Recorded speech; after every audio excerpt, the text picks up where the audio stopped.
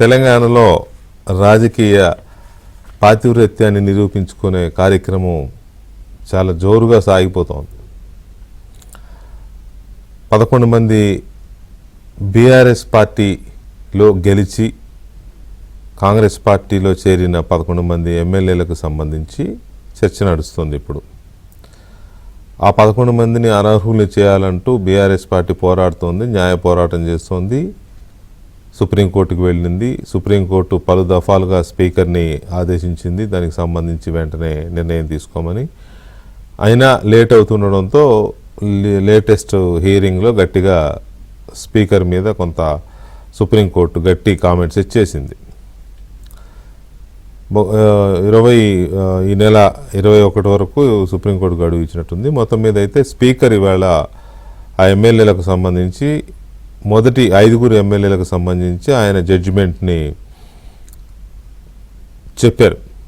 వాళ్ళల్లో అరికపూడి గాంధీ, గూడెం మహిపాల్ రెడ్డి, తెల్లం వెంకట్రావు, బండ్ల కృష్ణమోహన్ రెడ్డి, ప్రకాష్ గౌడ్ ఈ 5 ఎమ్మెల్యేలకు సంబంధించిన కేసులో స్పీకర్ తన ట్రిబ్యునల్ జస్టిస్ హోదాలో ఆయన తీర్పు చెప్పారు. ఏంటి అంటే వీళ్ళు పార్టీ మారినట్టు ఆధారాలు లేవు కాబట్టి ఆధారాలు లేనందువల్ల ఈ కేసులు కొట్టేస్తున్నారు అని వాళ్ళకి క్లీన్ చిట్ ఇచ్చారు. అయితే ఇదేమీ అనూహ్యమైన తీర్పు కాదు, ఎవరికీ తెలియని తీర్పు కాదు. ఇది గతంలో స్పీకర్లు చేసిందే ఇప్పుడు ఈయన చేశారు. గతంలో స్పీకర్లు చేసింది ఎలాగైతే వాళ్ళు నిర్ణయాలు తీసుకున్నారో ఇప్పుడు ఈ స్పీకర్ గారు కూడా చేశారు. ఇప్పుడు బీఆర్ఎస్ కానీ బీజేపీ కానీ ఆరోపిస్తున్నట్టు ఇది ముందే ముఖ్యమంత్రి నిర్ణయం తీసుకున్నారు, ముఖ్యమంత్రి నిర్ణయమే కానీ ఇది తీర్పు కాదు, ముఖ్యమంత్రి ఇంట్లో నిర్ణయం జరిగింది, జస్ట్ ఈయన చెప్పాడు అని చెప్పి ఆరోపిస్తున్నారు. ఆ ఆరోపణలో నిజం ఉండొచ్చు, కానీ గతంలో స్పీకర్లు తీసుకున్న నిర్ణయాలు కూడా అప్పటి ముఖ్యమంత్రులు చెబితే చేశారు, అప్పటి ముఖ్యమంత్రుల నిర్ణయాలనే తీర్పు రూపంలో గత స్పీకర్లు చెప్పారు అని ఒప్పుకునే వాళ్ళే ఈ కామెంట్, ఈ ఆరోపణ చేయాల్సిన అవసరం ఉంటుంది, చేసే అర్హత కూడా ఉంటుంది. అప్పుడు ఆరోపించని వాళ్ళకి, అప్పుడు ఆహా బ్రహ్మాండం అన్న వాళ్ళకి ఇప్పుడు ఆరోపించే అర్హత ఉండదు. ఉదాహరణకి బీఆర్ఎస్ ఉంది, అప్పుడు ముఖ్యమంత్రి, అప్పుడు స్పీకరు పార్టీలో చేర్చుకున్నది బీఆర్ఎస్ కాబట్టి బీఆర్ఎస్కి ఇప్పుడు మాట్లాడే అర్హత ఉండదు. ఎందుకంటే ఇంకంతే చేసింది వాళ్లే కదా. దాదాపు 26 మంది ఎమ్మెల్యేలని గోడ దూకిచ్చి నానా బీభత్సం కదా. బీజేపీకి ఉంటుంది, బీజేపీ అప్పుడు ఆరోపించింది, ఇప్పుడు ఆరోపిస్తుంది, అప్పుడు నిలదీసింది, ఇప్పుడు నిలదీస్తుంది. కమ్యూనిస్ట్ పార్టీలకి ఉంటుంది. కాకపోతే కమ్యూనిస్ట్ పార్టీలు ఇప్పుడు ప్రభుత్వంలో మిత్రపక్షంగా ఉన్నాయి కాబట్టి వాళ్ళు ఏమంటారో ఏం మాట్లాడతారో వేచి చూడాలి. ఈ పార్టీకే నిర్ణయం వాళ్ళు స్పందించి ఉండాల్సింది, బట్ మరి ఎందుకో స్పందించలేదు, మిత్రపక్షం కాబట్టి స్పందించలేదేమో తెలియదు. అయితే ఇక్కడ గమనించాల్సిన అంశం ఏంటంటే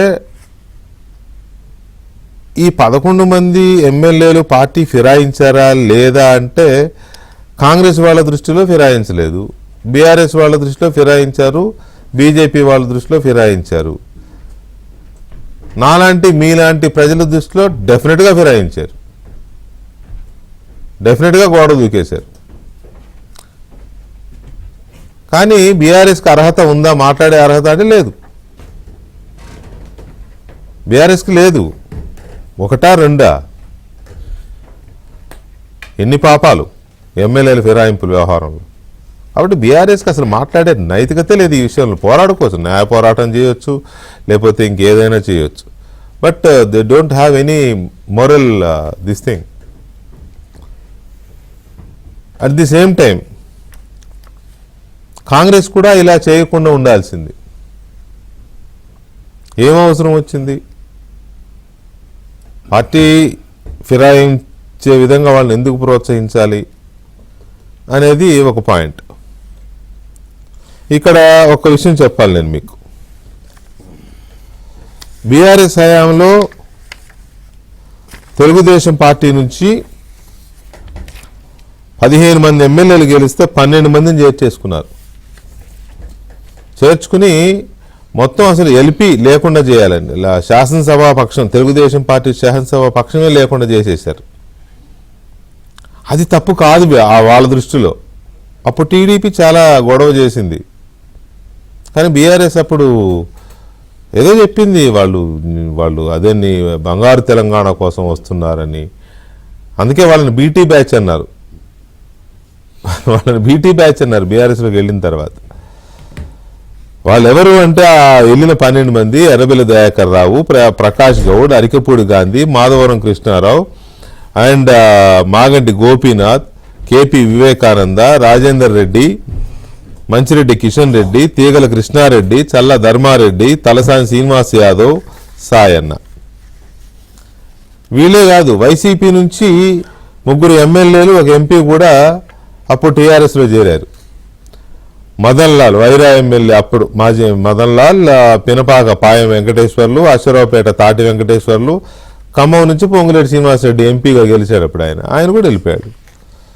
బహుజన్ సమాజ్ పార్టీలో గెలిచిన 2 వాళ్ళు ఆఫ్కోర్స్ బీఎస్పీ కానీ ఇండిపెండెంట్ వ్యక్తిగతమైన బలంతో గెలిచారు వాళ్ళు, Indrakaran Reddy and Koneru Konappa. BSP party ఏనుగు గుర్తుతో గెలిచారు. వీళ్ళని చేర్చేసుకున్నారు. సిపిఐ నుంచి దేవరకొండ ఎమ్మెల్యే రవీంద్ర నాయక్ను కూడా చేర్చుకుంది. కమ్యూనిస్టు కూడా మార్చేసింది టీఆర్ఎస్. కాంగ్రెస్లో నల్గొండ నుంచి ఎంపీగా గెలిచిన గుత్తా సుఖేందర్ రెడ్డిని, టీడీపీ ఎంపీ చామకూర మల్లారెడ్డిని కూడా చేర్చుకున్నారు ఎంపీలు. కాంగ్రెస్ ఎమ్మెల్యేలను చేర్చుకొని మండలిలో కాంగ్రెస్ పార్టీనే లేకుండా చేశారు. కేఆర్ ఆమోస్, జగదీష్ రెడ్డి, భానుప్రసాద్, రాజలింగం, భూపాల్ రెడ్డి, ఆకుల లలిత, సంతోష్ కుమార్, ప్రభాకర్ రావు, కూచుకుల దామోదర్ రెడ్డి, యాదవ్ రెడ్డి, వెంకట్రావు, రాజేశ్వరరావు. వీళ్ళతో పాటు టీడీపీ ఎమ్మెల్సీలు వెంకటేశ్వర్లు, సలీం. ఇట్లా ఒకటి కాదు. 2018లో కూడా కేసీఆర్ ఫిరాయింపుల అరాచకాన్ని కొనసాగించారు. 88 సీట్లతో గెలిచి బ్రహ్మాండమైన మెజార్టీ వచ్చినా కూడా కాంగ్రెస్ పార్టీలో 19 మంది గెలిస్తే 12 మందిని చేర్చుకున్నారు. ఏంటి అవసరం అప్పుడు తెలియదు. ఆత్రం సక్కు, సుధీర్ రెడ్డి, సబితా ఇంద్రారెడ్డి, పైలట్ రోహిత్ రెడ్డి, బీరం హర్షవర్ధన్ రెడ్డి, చిరుమత్తి లింగయ్య, గండ్ర వెంకటరమణారెడ్డి, రేగ కాంతారావు, హరిప్రియ, కందాల ఉపేందర్ రెడ్డి, వనమా వెంకటేశ్వరరావు, జాజుల సురేందర్. తెలుగుదేశం పార్టీ నుంచి సండ్ర వెంకట వీరయ్య, మెచ్చ నాగేశ్వరరావు. ఇంతమందిని చేర్చుకోవడమే కాకుండా మంత్రి పదవులు కూడా ఇచ్చి, ఏది పార్టీ మారిన వాడు, పార్టీ మారిన ఒక నాయకుడు, ఒక ప్రజాప్రతినిధి, ఆయన ఆరోపణలు ఎదుర్కొంటూ ఉంటే, కేసు స్పీకర్ దగ్గర కేసు పెండింగ్లో ఉంటే అలాంటి వాళ్ళకు మంత్రి పదవులు ఇచ్చారు. ఉదాహరణకి శ్రీనివాస్ యాదవ్ గారు ఇచ్చారు. ఇప్పుడు కాంగ్రెస్ పార్టీ వాళ్ళు ఆయనని ఎవరు మన అరికపూడి గాంధీని చేర్చుకొని public accounts committee chairman post ఇచ్చారు. మీరు ఎట్లా పిఎస్సి చైర్మన్కి ఇస్తారు, మా దగ్గర నుంచి చేర్చుకున్నోడిని అని వీళ్ళు అడుగుతారు. మరి ఆ రోజు మీరు ఎలా ఇచ్చారు అంటే సమాధానం ఉండదు. అది ఏంటంటే బంగారు తెలంగాణ కోసం వాళ్ళు వచ్చారు. మరి వీళ్ళు దేనికోసం వెళ్ళారు? వీళ్ళు ఏమైనా బీహార్ కోసం వెళ్ళారా, లేకపోతే ఇంకేదైనా బంగ్లాదేశ్ కోసం పోయారా? వీళ్ళు తెలంగాణలోనే ఉన్నారు. కాబట్టి ఇవన్నీ ఊళ్ళలో చెప్తారు, నువ్వు అదే అంటే నువ్వు అదే అని తిట్టుకుంటూ ఉంటారు. ఇద్దరు అదే కానీ నువ్వంటే నువ్వని తిట్టుకుంటూ ఉంటారు. ఆ పదం నేను వాడలేను, సారీ, క్షమించాలి. ఏదన్నా మాట్లాడితే బీజేపీకి అర్హత ఉంటుంది, లేకపోతే కమ్యూనిస్టుకి అర్హత ఉంటుంది. వీళ్ళకి ఏం అర్హత ఉంది? ఎందుకు పార్టీ మారిన వాళ్ళకి క్లీన్ చిట్ ఇచ్చారు స్పీకర్ గారు అని అంటే అది వారి విచక్షణ అధికారం. రాజ్యాంగం వాళ్లకు కల్పించిన విచక్షణ అధికారం. అట్ ది సేమ్ టైం రాజ్యాంగంలోని ఆర్టికల్ని ధిక్కరించిన వారిపై స్పీకర్ గారు చర్య తీసుకోలేదు. అది కూడా మరి రాజ్యాంగ పరమైన ఉల్లంఘన. సో ఇలాంటి వ్యవహారాలను అయితే ఇక్కడ 2 విషయాలు మాత్రం చెప్పి నేను డిబేట్లోకి వెళ్తాను. అవి ఏంటి అంటే, బీఆర్ఎస్ పార్టీ నుంచి కేపీ వివేకానంద కుత్బుల్లాపూర్ శాసనసభ్యులు చాలా మాట్లాడారు ఇవాళ ఏది ఈ తీర్పు మీద. అట్లా ఇట్లా స్పీకర్ వ్యక్తిత్వం లేదా, లేకపోతే స్పీకర్కి నిర్ణయం తీసుకునే ఇంటిగ్రిటీ లేదా, ఇది ముఖ్యమంత్రి చెప్తే చేశారు, అట్లా చేశారు, ఇట్లా చేశారు. ఇంకా నయం స్పీకర్ గారు కాంగ్రెస్ పార్టీ వాళ్ళు ఎవరైనా దళిత స్పీకర్కి ఇంటిగ్రిటీ లేదా, లేకపోతే దళిత స్పీకర్ నిర్ణయాలు తీసుకునే శక్తి లేదా, కావాలని మీరు ఇట్లా అంటున్నారా అని అనలే. ఇంకా అది అంటే ఇంకా వీళ్ళు డిఫెన్స్లో పడాల్సి వస్తుంది. సరే, ఎనీవే, పైగా ముఖ్యమంత్రిని సవాల్ చేస్తున్నా, ముఖ్యమంత్రి దమ్ముంటే వాళ్ళ 11 మందిని తీసేసి వాళ్ళతో ఉప ఎన్నిక పెట్టి గెలువు అని అంటున్నారు వివేకానంద బ్రదర్. 2016లో మీరేంటి, 2014లో ఏ పార్టీ నుంచి గెలిచారు, 2016లో మీరు ఏ పార్టీలోకి దూకారు? ఈ యాంటీ డిఫెక్షన్ గురించి మాట్లాడే రైట్ మీకు ఎక్కడి నుంచి వస్తుంది? కుత్బుల్లాపూర్ ఎమ్మెల్యే వివేకానందకు కానీ, లేకపోతే ఇంకొక ఉదయాకర్ రావు కావచ్చు, లేకపోతే ఇంకెవరైనా వీళ్ళెవరికి ఎక్కడి నుంచి వస్తుంది? బీఆర్ఎస్కే రాదు అంటేనే డైరెక్ట్గా మీకు అసలు రాదు. అది ఆయన ఎలా ఉంటే ఇంకొక నాయకుడు పేరు చెప్పను నేను, కాంగ్రెస్ పార్టీ నాయకుడు, నేను ఆయన్ని డిబేట్కి రమ్మని అడిగాను నిజంగా ఇవాళ మధ్యాహ్నం. అడిగితే ఆయన నాతో అన్నమాట ఏంటంటే, అన్న నేను ఈ డిబేట్లో పాల్గొనే నైతిక అర్హత నాకు లేదు అన్నాడు. Hats off to him. ఎందుకంటే గతంలో దీని మీదనే మా ఎమ్మెల్యేలను బీఆర్ఎస్ పార్టీ అక్రమంగా చేర్చుకున్నప్పుడు న్యాయ పోరాటం నేను చేసిన వాడిని, అప్పుడున్న ముఖ్యమంత్రి చంద్రశేఖరరావుని ఆ ప్రభుత్వం నిలదీసిన వాడిని. అప్పుడు అంత నిలదీసి నేను ఇప్పుడు మాట్లాడలేను, దయచేసి ఏమనుకోవద్దు, నేను రాలేను అన్నాడు. That's the spirit. కొంచెం సిగ్గు, ఆ శరము ఉండాలి రాజకీయాల్లో ఉన్న వాళ్ళకి. ఏ ఎండక ఆ గొడుగు పట్టకూడదు. సో దీని మీద మనతో బీఆర్ఎస్ పార్టీ సీనియర్ నాయకులు రావుల శ్రీధర్ రెడ్డి గారు, అలాగే బల్మూరు వెంకట్ గారు కాంగ్రెస్ పార్టీ సీనియర్ నాయకులు, శాసన మండలి సభ్యులు, అండ్ కప్పర ప్రసాదరావు గారు భారతీయ జనతా పార్టీ అధికార ప్రతినిధి, అలాగే దుర్గా ప్రసాద్ గారు తెలుగుదేశం పార్టీ సీనియర్ నాయకులు మనతో చర్చలో పాల్గొంటున్నారు. ముందుగా వెంకట్ గారు, ఇది ముఖ్యమంత్రి నిర్ణయం, ఇది స్పీకర్ జడ్జిమెంట్ కాదు. ఒక ఆయన అయితే ఒక అడుగు ముందుకేసి జూబ్లీ హిల్స్ ఏమన్నాడు, జూబ్లీ హిల్స్ రాజు సంథింగ్ ఏదో వాళ్ళ ఇంట్లో తీసుకునే నిర్ణయం ఆ ప్యాలెస్లో అని కూడా అన్నారు ఒక ఆయన. సో దీని మీద ముందు Congress party end of the day decision తీసుకోవాల్సింది ఆ చైర్కి ఉన్న డెలిగేటివ్ పవర్ అది. అండ్ ఆ చైర్ని అందరం కూడా గౌరవించాల్సిన బాధ్యత ఇర్రెస్పెక్టివ్ ఆఫ్ పార్టీస్. అందరు కూడా ఆ తీసుకున్న నిర్ణయానికి వారు ఏం చెప్పిండ్రు, జాయిన్ అయినట్టు ఎటువంటి ఆధారాలు లేవని చెప్పి వారి పవర్ని వారికి సంబంధించి వారి స్టేట్మెంట్ అనేది స్పీకర్ గారు చెప్పడం జరిగింది.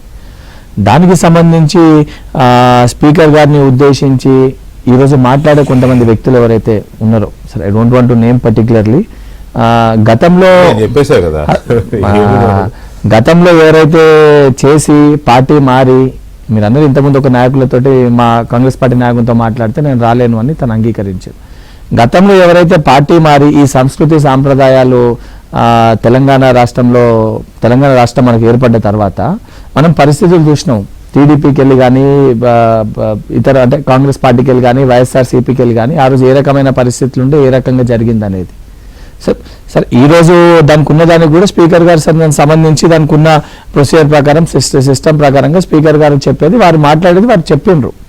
చెప్పినప్పుడు ఏదైనా ఉంటే దానికి సంబంధించి ఆ చైర్ వారు తీసుకున్న ఒక మాట్లాడిన మాటకి గౌరవం ఇవ్వాల్సింది పోయి ఒక దళిత స్పీకర్ అని చెప్పి దాన్ని ఉద్దేశించి కించపరిచే విధంగా ఇంటిగ్రిటీ లేదు అది ఇది అని చెప్పి మాట్లాడితే ఎంతవరకు కరెక్ట్ అండి? అంటే మనం మాట్లాడే మాటలు కూడా ఏం మాట్లాడుతున్నామో ఆలోచించి మాట్లాడాలి. అర్థం పర్థం లేకుండా ఇంటిగ్రిటీ అంటే ఈరోజు ఒక దళితుడు స్పీకర్ కూర్చిపైన కూర్చోరని చెప్పి నోటికి ఏదొస్తే ఆ రకంగా మాట్లాడడం అనేది సరైన పద్ధతి కాదు.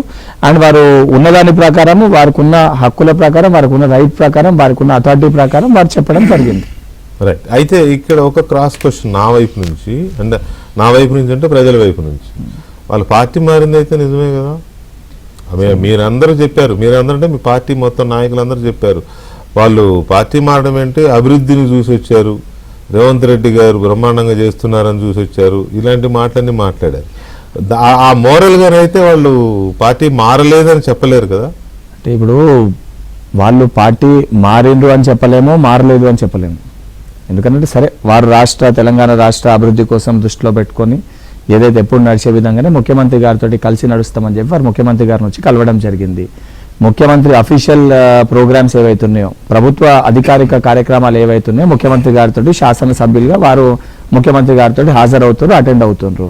As an MLAs they should respect the chair of chief minister. And Telangana రాష్ట్ర అభివృద్ధి కోసం ముఖ్యమంత్రి గారితో కలిసి నడుస్తుండ్రు.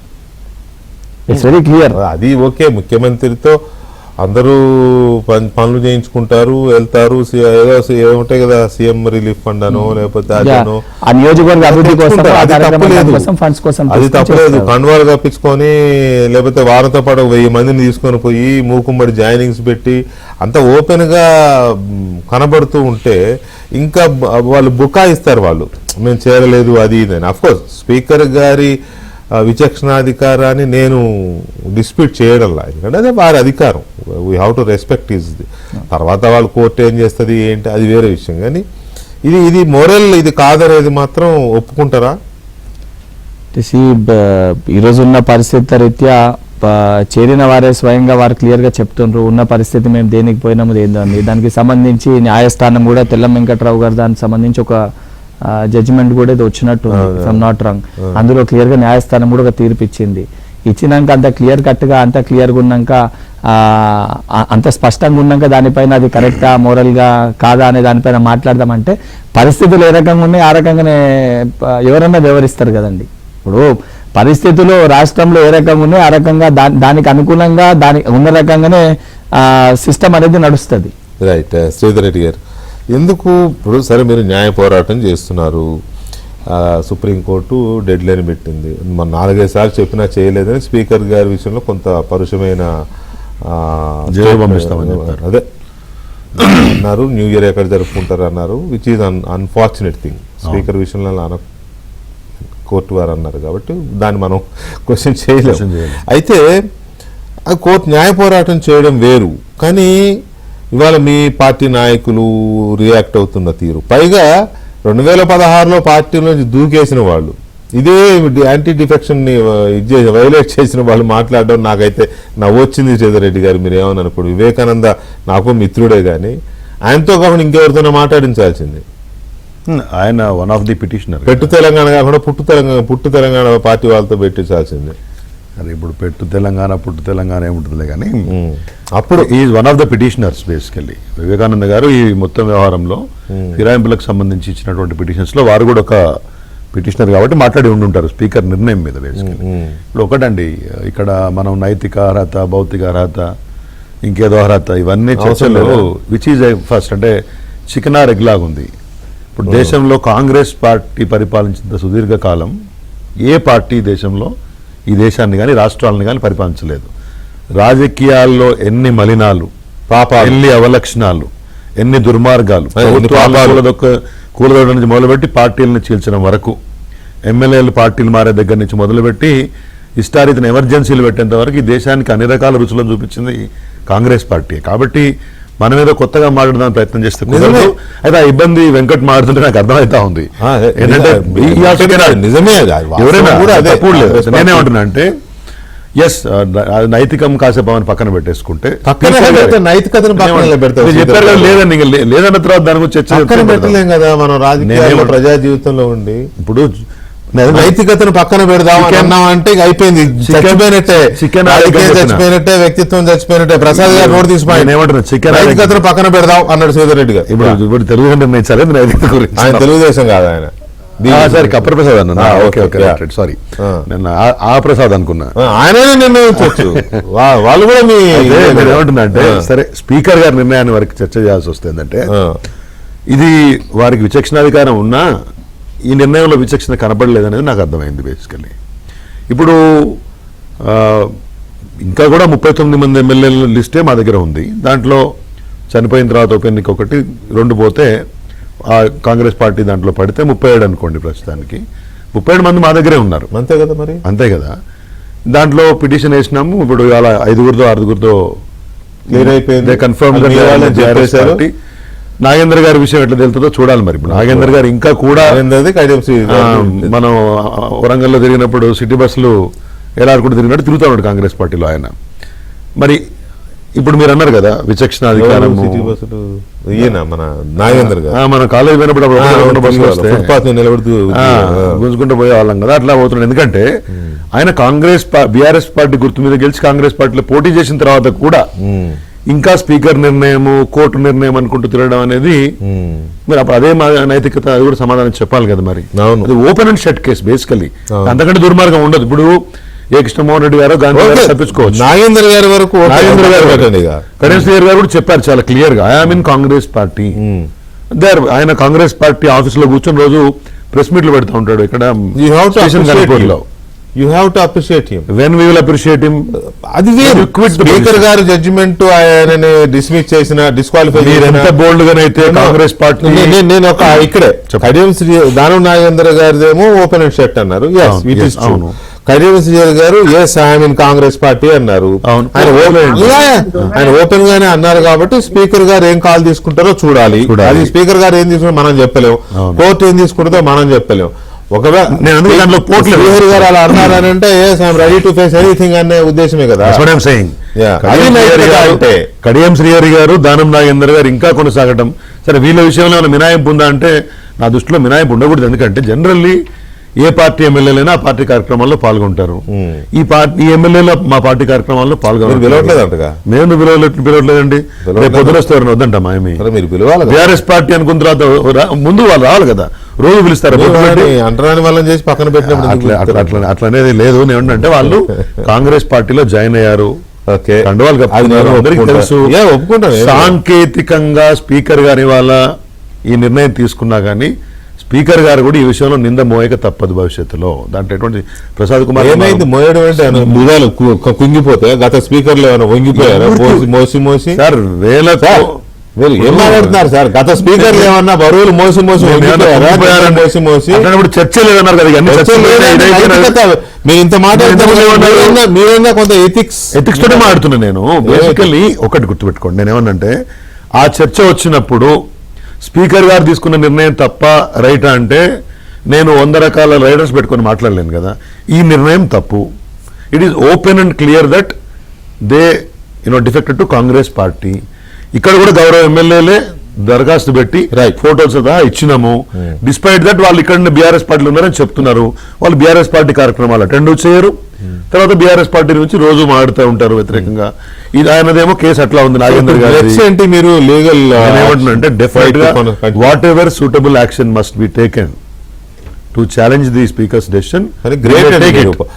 ఏ యాంటీ డిఫెక్షన్ లాని ఎవరైతే బీట్ చేశారో, ఎవరైతే వైలేట్ చేశారో వాళ్ళతోనే పిటిషన్ వేయించారు మీరు. నేనేమంటున్నా ఒకటి దీంట్లో మీరు పిఎస్సి గురించి ఇంతకుముందు చెప్పారు కదా, అయిపోయింది. ఎందుకు అయిపోతుంది? అరకపూడి కాబట్టి ఇచ్చారు. అరకపూడి వాళ్ళు ఆధారాలు లేవు, పార్టీ మారి. నేను చెప్పదలుచుకుంది ఏంటంటే సాంప్రదాయం ప్రకారం ప్రతిపక్ష నేత సూచించిన వాళ్ళకి, పార్టీ అధినేత సూచించిన వాళ్ళకి పిఎస్సి మా దగ్గర లెటర్ వస్తే పిఎస్సి పదవడం అనేది ఇవ్వాలి. ఆనవాయితీ తుంగలు దొక్కి ఇచ్చేసుకొని మళ్ళీ మీ పార్టీ అని చెప్పి గంత దొంగ పనులు అక్కర్లేదు. నాయకుడు వస్తున్నాడని ఇచ్చారేమో. అవి మీరన్నీ ఇంకా చెప్పారు కదా. ఇప్పుడు అరకపూడి గాంధీ గారిని సమరించడం కోసం మీరు ఏమైనా మాట అంతే కదా. మీ నాయకుడు అసెంబ్లీకి వస్తున్నాడు, ఏం చేయాలి నేను? ఇప్పుడు ఎట్లాగో వీళ్ళ పార్టీ నాయకుడు వస్తున్నాడు. ఒక్కటి వెంకటకృష్ణ గారు, ఇది ఎక్స్పెక్టెడ్. ఈ నిర్ణయం రాదని మేమేమి ఎవరైనా కలగనంది ఏం లేదు. ఇప్పుడు స్పీకర్ గారు కొత్తగా సత్యారిచుని సవాళ్ళు, that is our democratic responsibility. నేనేమి స్పీకర్ గారిని అవమానపరచడానికి మాట్లాడలేదు. Is also forced into a situation. Congress party యొక్క ఇప్పుడు ముఖ్య నాయకత్వం చేస్తారు. చిన్న ఎగ్జాంపుల్ అంటే నేను ఆ రోజు ఎన్ఎస్యూ అధ్యక్షునిగా ఉండే, ఎప్పుడైతే ఇతర మా పార్టీకి సంబంధించిన కొంతమంది ఎమ్మెల్యేలు జాయిన్ అయినప్పుడు నేను ఆ రోజు సిఎల్పీలో బట్టి గారితో ఉండే. నేను ఇఫ్ ఐఎమ్ నాట్ రాంగ్, అందరికి తెలుసు స్పీకర్ గారు టైం కొడితే టైం కూడా లేకపోతే లాస్ట్ కి నిజామాబాద్ వెళ్ళి స్పీకర్ గారిని పట్టుకొని వారి ఇంట్లో బట్టి గారు వెళ్ళి కంప్లైంట్ ఇచ్చే పరిస్థితి, లాస్ట్ మూమెంట్ లో పైలట్ రోహిత్ రెడ్డి గారిని జాయిన్ చేసుకో. అది కూడా ఏ క్రమంగా ఏ ప్రొసీజర్ లో జరిగిందో ప్రజలందరూ చూసారు దాన్ని. అంటే నేను particular I was very clear evident అండి. అంటే నేను ఉండారు, నేను బట్టి గారితో నేను ఉండే.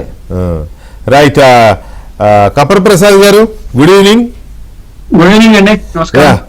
Good evening. ఇప్పుడు ఈ స్పీకర్ గారు తీసుకున్న డెసిషన్ ని, సరే అది ఆయన విచక్షణ అధికారం, రాజ్యాంగం వారికి కల్పించిన అధికారం, అది కోర్టులో ఏమవుతుంది అనేది తర్వాత సంగతి. ఇప్పుడు బీఆర్ఎస్ పార్టీకి కాంగ్రెస్ పార్టీకి మధ్య జరుగుతున్న వాదోపవాదాలు, సవాళ్లు, వీటి మీద మీ విశ్లేషణ ఏంటి బీజేపీ పార్టీ అధికార ప్రతినిధిగా? అంటే నీవు నేర్పిన విజయ్ నీరజాక్ష అని చెప్పి మనం గతంలో చదువుకున్నాం. గతంలో అప్పుడు బీఆర్ఎస్ పార్టీ ఎట్లా చేసిందో ఇప్పుడు కాంగ్రెస్ పార్టీ అట్లా చేస్తుంది. గతంలో వైఎస్ గారు కాంగ్రెస్ పార్టీ ఎట్లా చేసిందో అట్లా బీఆర్ఎస్ పార్టీ కూడా చేసింది. అంతే అంతే. ఇందాక అప్పటి స్పీకర్ గురించి చెప్తే అప్పటి స్పీకర్ కూడా బహుశా ఇప్పుడు మళ్ళీ కాంగ్రెస్ పార్టీలోనే ఉన్నట్టున్నారు. దీంట్లో ఈ వారు కూడా పార్టిసిపేట్ అయినట్టున్నారు. అంటే పోచారం శ్రీనివాసరెడ్డి గారు, కరెక్ట్ కరెక్ట్. కానీ అంతకుముందు మసూరాచారి గారు ఎక్కువ మందిని చేర్చుకున్నప్పుడు మసూరాచారి గారు ఉండే, ఆయన బీఆర్ఎస్. అంటే ఈ రోజును భారతీయ జనతా పార్టీ ఎట్లా చూస్తుందంటే అటు కాంగ్రెస్ పార్టీ ఇటు బీఆర్ఎస్ పార్టీ రెండు కలిపి ప్రజాస్వామ్యాన్ని ఖూనీ చేసిన రోజుగా బీజేపీ ఈ విషయంలో భావిస్తాం. ఎందుకంటే స్పీకర్ నిర్ణయం ఇట్లుంటుంది. గతంలో మనం ఒకసారి ఇదే ఏబిఎన్ డిబేట్ లో పాల్గొన్నప్పుడు నిర్ణయం ఏమొస్తుంది అనేది స్పష్టంగా చెప్పిన, నిర్ణయం ఇదే వస్తుంది అని చెప్పి కూడా స్పష్టంగా అందరికి అర్థమైంది. ఎందుకంటే స్పీకర్ వ్యవస్థను ఈ రెండు పార్టీలు కూడా పూర్తిగా నిర్వీర్యం చేసినాయి. వాళ్ళు ఇప్పుడు ఇందాక చెప్పిన స్పీకర్ ను గౌరవించాలి, స్పీకర్ ఏమనంటే దళిత స్పీకర్ అనేటువంటి మాట కూడా ఇందాక మిత్రుడు తీసుకొని వచ్చారు కాంగ్రెస్ పార్టీ నుంచి. స్పీకర్ విషయంలో అంటే ఆయన పార్టీలకు అతీతంగా సభలో ఉండేటువంటి సభ్యులందరినీ సమానంగా చూసినప్పుడు ఆ గౌరవం అందరికీ దక్కుతుంది. కానీ ఆయన ఆ గౌరవాన్ని పక్కన పెట్టేసి కేవలం కాంగ్రెస్ పార్టీ ప్రతినిధిగానే నిర్ణయాలు తీసుకున్నప్పుడు కానీ మాట్లాడినప్పుడు కానీ కొంత మిగతా ఎమ్మెల్యేలను ఎట్లా ట్రీట్ చేస్తారో, ఏ రకంగా విమర్శలు ఎదుర్కొంటారో ఆ స్పీకర్ సీట్ లో ఉండేటోళ్ళు కూడా అదే రకమైనటువంటి విమర్శలు ఎదుర్కోక తప్పదు. ఇప్పుడు స్పష్టంగా ఏంటంటే కాంగ్రెస్ పార్టీ గతంలో బీఆర్ఎస్ పార్టీలో కాంగ్రెస్ పార్టీ ఎమ్మెల్యేలు పోయినప్పుడు కాంగ్రెస్ పార్టీ తల్లడిల్లిపోయింది, చాలా పెద్ద ఎత్తున కొట్లాడింది. ఏం చేసినా వాళ్ళు ఏం చేసిందంటే మొత్తంగా సిఎల్పి విలీనం అనేటువంటి ఒక ప్రక్రియను పెట్టి అప్పుడు దాన్ని క్లోజ్ చేసిండ్రు. ఇప్పుడు సేమ్ అదే పరిస్థితి బీఆర్ఎస్ పార్టీకి కూడా ఇలా దాపురించింది. బీఆర్ఎస్ పార్టీ కూడా అదే తలడిల్లుతా ఉంది. కానీ ఇక్కడ గతంలో బీఆర్ఎస్ పార్టీ కాంగ్రెస్ నుంచి చేరిన ఎమ్మెల్యేలను, టీడీపీ నుంచి చేరిన ఎమ్మెల్యేలను మంత్రులను చేసినటువంటి పరిస్థితి ఉంటే, ఇవాళ కాంగ్రెస్ పార్టీ బీఆర్ఎస్ నుంచి చేరినటువంటి ఎమ్మెల్యేని కాంగ్రెస్ ఎంపీగా నిలబెట్టింది. ఎలాంటి రాజీనామా చెప్పిన అంటే ఏమాత్రం నిస్సిగ్గుగా, ఏమాత్రం తేడా లేకుండా గతంలో బీఆర్ఎస్ పార్టీ వ్యవహరించినటువంటి అనుసరించినటువంటి అప్రజాస్వామిక తీరునే ఇప్పుడు కాంగ్రెస్ పార్టీ కూడా పూర్తిగా అనుసరిస్తుందిగా చెప్పుకోవచ్చు. ఇంకొక ఘోరం ఏంటంటే ఈ యాంటీ డిఫెక్షన్ బిల్ ఏదైతే తీసుకొచ్చిందో రాజీవ్ గాంధీ గారు కాంగ్రెస్ పార్టీ తీసుకొచ్చింది. కాంగ్రెస్ పార్టీ తీసుకొచ్చినటువంటి బిల్లుకు కాంగ్రెస్ పార్టీ తుట్లు పడుతున్నటువంటి పరిస్థితి ఎలా మనకు కనబడతా ఉన్నది. అంటే ఇది ప్రజలు గమనిస్తా ఉన్నారు. మీరు ఇందాక చెప్పింది మీరు అభివృద్ధి కోసం పోయినామని, దాదాపు మనం బీటీ బ్యాచ్ అన్నాం. బంగారు తెలంగాణ కోసం వచ్చినటువంటి ఒక బ్యాచ్ ఉంది, అది బీఆర్ఎస్ లో వాళ్ళదే పెత్తనం ఎక్కువగా ఉందని చెప్పి గతంలో బీఆర్ఎస్ పార్టీ ఎమ్మెల్యే చేరినటువంటి సందర్భంలో కాంగ్రెస్ బీఆర్ఎస్ నాయకులు కార్యకర్తలు కూడా మదనపడి తీవ్రంగా ఇబ్బంది పడేటువంటి పరిస్థితి మనం చూసినాం. ఇప్పుడు స్వయంగా మనకెవరు జగిత్యాల నుంచి జీవన్ రెడ్డి గారు ఇబ్బంది పడతా ఉన్నారు. నా మీద గెలిచినటువంటి వ్యక్తి వచ్చి నా పార్టీలో చేరి నా మీదనే పెత్తనం చెలాయిస్తున్నాడు. పార్టీ కోసం అహర్నిశలు కష్టపడేటువంటి నన్ను ముఖ్యమంత్రి గారు కూడా పక్కన పెడుతున్నారు, కాంగ్రెస్ పార్టీ పట్టించుకుంటలేదు అనేటువంటి వేదన మనం ఆయన బహిరంగంగా పత్రికలలో టీవీ ముఖంగా మనం చూస్తున్నాం. అంటే దీన్ని బట్టి స్పష్టంగా అర్థమవుతుంది ఏంటంటే రేవంత్ రెడ్డి గారు ఖచ్చితంగా కాంగ్రెస్ పార్టీ అంటే లేదా పిసిసి అధ్యక్షులు కానీ వీళ్ళు తీసుకున్నటువంటి ఒక నిర్ణయాన్ని స్పీకర్ గారు అమలు చేసిండ్రు. ఖచ్చితంగా బహిరంగంగా మిట్ట మధ్యాహ్నం స్పీకర్ గారు ప్రజాస్వామ్యాన్ని హత్య చేసిండ్రు, కూని చేసిండ్రు అని చెప్పి చెప్పడానికి భారతీయ జనతా పార్టీ ఏమాత్రం సంకోచించడం లేదు. సంకోచించేది ఏముంది, విచ్ ఇస్ ఫ్యాక్ట్. దాంట్లో సంకోచించేది ఏముంది, క్లియర్ కనబడుతున్నప్పుడు. రైట్. ప్రసాద్ గారు ఒక్క నిమిషం అండి. దుర్గా ప్రసాద్ గారు నమస్కారం. గుడ్ ఈవినింగ్ అండి. Good evening. Good evening. మీ హైటెక్ పార్టీ, మీరేమో సిగ్నల్ లేదు మీ దగ్గర. రైట్. ఈ ఎమ్మెల్యేల విషయంలో ఇవాళ స్పీకర్ గారు 5 క్లీన్ చిట్ ఇచ్చారు కదా. ఈ కాంగ్రెస్ బీఆర్ఎస్ నువ్వు దొంగ అంటే నువ్వు దొంగ అని తిట్టుకుంటున్నాయి. దీని మీద మీ ఇదేంటి, మీ స్టాండ్ ఏంటి? మీరు ఫస్ట్ ఇంటర్వ్యూలో చెప్పిన దాన్ని పూర్తిగా నేను సమర్థిస్తున్నా. ఎందుకంటే పార్టీలకు అతీతంగా మీరు చెప్పారు కాబట్టి మేము కూడా చెప్పాలి కాబట్టి అదే. రెండోది ఏంటంటే ఇవాళ అసలు బీఆర్ఎస్ కి నైతిక హక్కు ఉందండి? అట్లా మాట్లాడే హక్కు ఉందా అసలు? వాళ్ళు అట్లా మాట్లాడవచ్చా? రెండోది కొంతలో కొంత స్పీకర్ నయం అంటున్నా. అంటే ఆయన డిసిషన్ ఎందుకు చేశారు, ఎట్లా చేశారు అనేది కూడా దీన్ని చర్చ పెడతానికి సిద్ధంగా ఉన్నా. ఎందుకంటే ఎట్లయితే కోర్టులో ఎవిడెన్సెస్ ఎట్లయితే ఉన్నాయో స్పీకర్ గారి ముందు వీళ్ళు పెట్టిన వాటి ఎవిడెన్స్, ఏది పార్టీ మారిన వాళ్ళ ఎవిడెన్స్లు ఏమేమి పెట్టారో మనం దాన్ని చర్చ చేయాలి. ఎందుకంటే మేము ఎల్పీ నుంచి తీసుకుంటున్నాం, మా లిస్ట్ లో ఇంకా టిఆర్ఎస్ లోనే మేము ఉన్నాం. అంటే అక్కడ స్పీకర్ గారికి అవపడినటువంటి సాక్ష్యాలు మొత్తం కూడా ఓ పాజిటివ్ గా చూపించారు వారికి. సరే అది యథార్థమా కాదా, ఇప్పుడు సహజ న్యాయం కోర్టు న్యాయం ఎట్లుందో ఇవాళ స్పీకర్ గారు కూడా వాటిని బట్టే నిర్ణయం తీసుకున్నారు. వాళ్ళు ఏమన్నారు, మేమైతే ఏదైతే టిఆర్ఎస్ ఎల్పీ నుంచే మేము జీతాలు తీసుకుంటున్నాం, ప్లస్ మా లిస్టులో పేర్లు ఉన్నాయి, మేము కూర్చోవటం కూడా అట్లనే కూర్చుంటున్నాం, మేము ఇంతవరకు మారలేదు అని అన్నారు. మరి స్పీకర్ గారికి ఎట్లా ఎవిడెన్సెస్ కావాలి? అక్కడ కావాల్సిన ఎవిడెన్స్. నేను ఎందుకు స్పీకర్ గారు ఒక రకంగా బెటర్ అంటున్నానంటే, ధర్మరాజు లాంటి వాడు చారి గారు ఉన్నప్పుడు స్పీకర్ గా మేము మా 14 మంది పోయినప్పుడు 14 మంది మాకు ఒకేసారి ఒకేసారి పోయి వీళ్ళు తెలుగుదేశం పార్టీని అందులో మెర్జ్ చేయాల. ఫస్ట్ ఒక ఆయన పోయిండు, రెండో వారం ఒక ఆయన పోయిండు, నెల రోజులకు ఒక ఆయన పోయిండు, 3 రోజులు అట్లా దఫాలుగా 11 సార్లు ఈ 14 మంది జాయిన్ అయ్యారు. ఒకేసారి చంపాలి కదా కేసీఆర్. అదే నేను అదే చెప్తున్నా వెంకటకృష్ణ గారు. నేను ఆ సందర్భంలో నేను రావుల చంద్రశేఖర్ రెడ్డి గారు ఇంకో మిత్రులు ముగ్గురం కలిసిపోయి ప్రతిసారి స్పీకర్ కి ఇచ్చినాం తీసుకోమని. ఒక్కనాడు మీటింగ్ కాదు కదా, ఒక్కనాళ్ళు వాళ్ళు పిలిచిన పాపాన కూడా పోల చారి గారు. అంత దారుణం అనమాట. కనీసం ఇవాళ సరే కోర్టు ఇచ్చినందుక ఎందుక అనేది స్పీకర్ కొంత స్పందించి మాట్లాడి వాళ్ళ దగ్గర ఉన్నటువంటి ఎవిడెన్స్లు తీసుకొని మిగతా వాటి మీద ఏం తీసుకుంటాడు అనేది చూద్దాం. ఎందుకంటే ప్రత్యేకంగా బీ ఫామ్ మీద పోటీ చేశారు కాబట్టి. కాకపోతే ఇంకా అసలు బీఆర్ఎస్ పార్టీ ఎందుకు కొట్లాడుతుందో నాకు అర్థం కాల. వాళ్ళు చేస్తుందే కదా. 14లో అంటే ఉద్యమ పార్టీ మాకు స్ట్రెంత్ లేదని తీసుకున్నారు. 23లో వివేక్ కూడా ఒక పిటిషనర్ అంట. అదే చెప్తున్నా కదా సార్, ఆయన వారి మీద పిటిషన్ మేము ఇచ్చినాం పార్టీ మారిండని.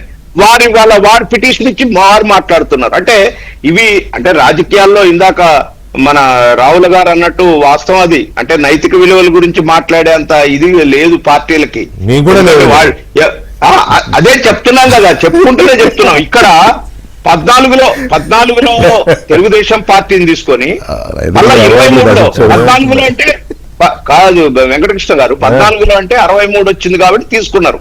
23లో మీకు ఏం అవసరం? 88 మంది కలిస్తే దాన్ని 104కు తీసుకుపోయినారు. ఏం అవసరం అండి? ప్రతిపక్షాలు 63 తీసుకున్నారంటే ఇప్పుడు రేవంత్ రెడ్డి గారు చేసింది కూడా కరెక్టే. మరి 64 వచ్చిన కూడా తీసుకుంటున్నారు. అదేనండి వీళ్ళకి సమర్థిస్తారా? రేవంత్ రెడ్డి గారికి అనుకూలంగా సమర్థిస్తారా?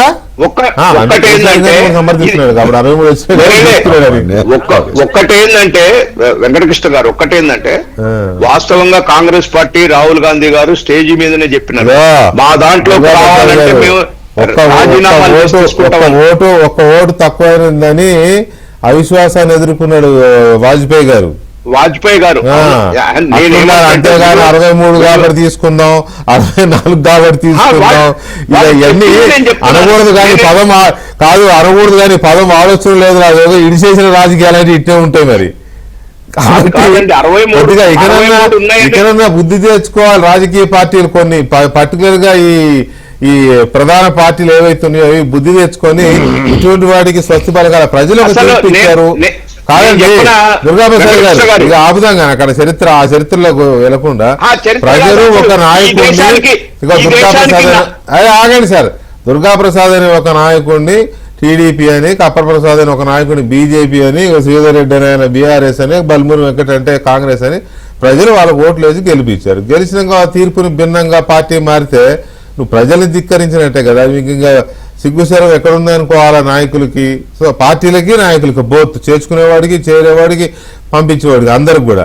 సరే ఇక మనం రెండో టాపిక్లోకి వెళ్దాం. అదేంటంటే మన కంటోన్మెంట్ జనరల్ ఎలక్షన్తో పాటు నిన్న జూబ్లీ హిల్స్, ఇవాళ పంచాయతీ, రేపు మున్సిపాలిటీ ఎలక్షన్స్. వరుసగా కాంగ్రెస్ కొట్టుకుంటూ వచ్చేస్తుంది తెలంగాణలో.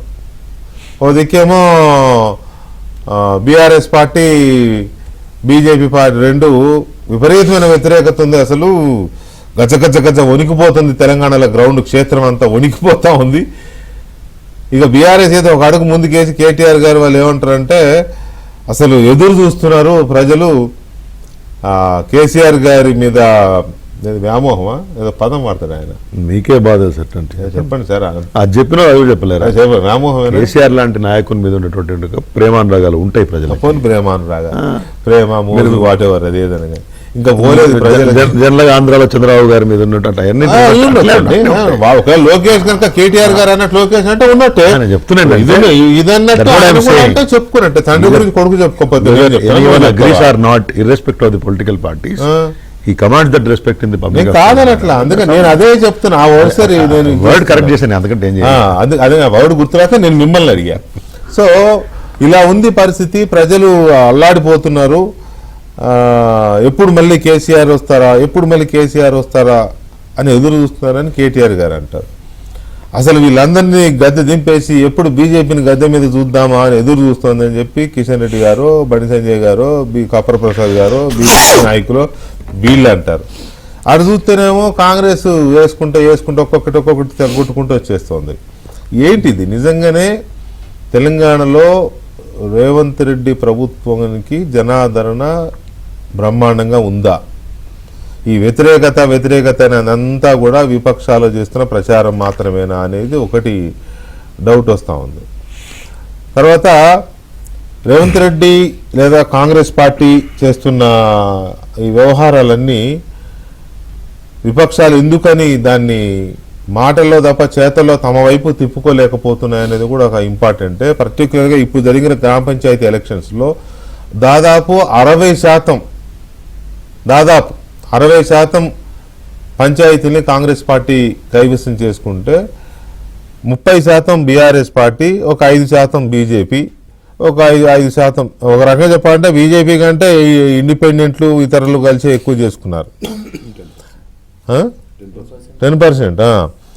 ఎందుకు ఈ పరిస్థితి వచ్చింది? బీజేపీ మొన్న జరిగిన పార్లమెంట్ ఎలక్షన్స్లో తెలంగాణలో 50% పార్లమెంట్ సీట్లు గెలుచుకుంది. 50%. కానీ ఇక్కడికి వచ్చేసరికి 5% కూడా గ్రామ పంచాయతీలని గెలవలేకపోతుంది. ఈవెన్ బీజేపీ ఎమ్మెల్యేలు గెలిచిన దగ్గర కూడా గ్రామ పంచాయతీలని ఆ నియోజకవర్గంలో హైయెస్ట్ పంచాయతీని గెలవలేకపోతుంది. బీఆర్ఎస్ ఎక్కడికక్కడ చతికిలబడిన పరిస్థితి. శ్రీధర్ రెడ్డి గారు, విపరీతమైన వ్యతిరేకత ఉంది తెలంగాణలో అని చాలా ప్రచారం చేస్తూ ఉన్నారు. ప్రతి ఎలక్షన్లో ప్రచారం చేస్తున్నారు. ఏ సందర్భం వచ్చినా కూడా కేటీఆర్ గారైనా, హరీష్ రావు గారైనా, లేకపోతే మీలాంటి లీడర్లు అయినా చాలా ఎక్కువ మాట్లాడతాం. ఎక్కువ అంటే నెగిటివ్ కాదు, ప్రభుత్వ వ్యతిరేకత గురించి ఎక్కువ మాట్లాడుతూ ఉన్నారు.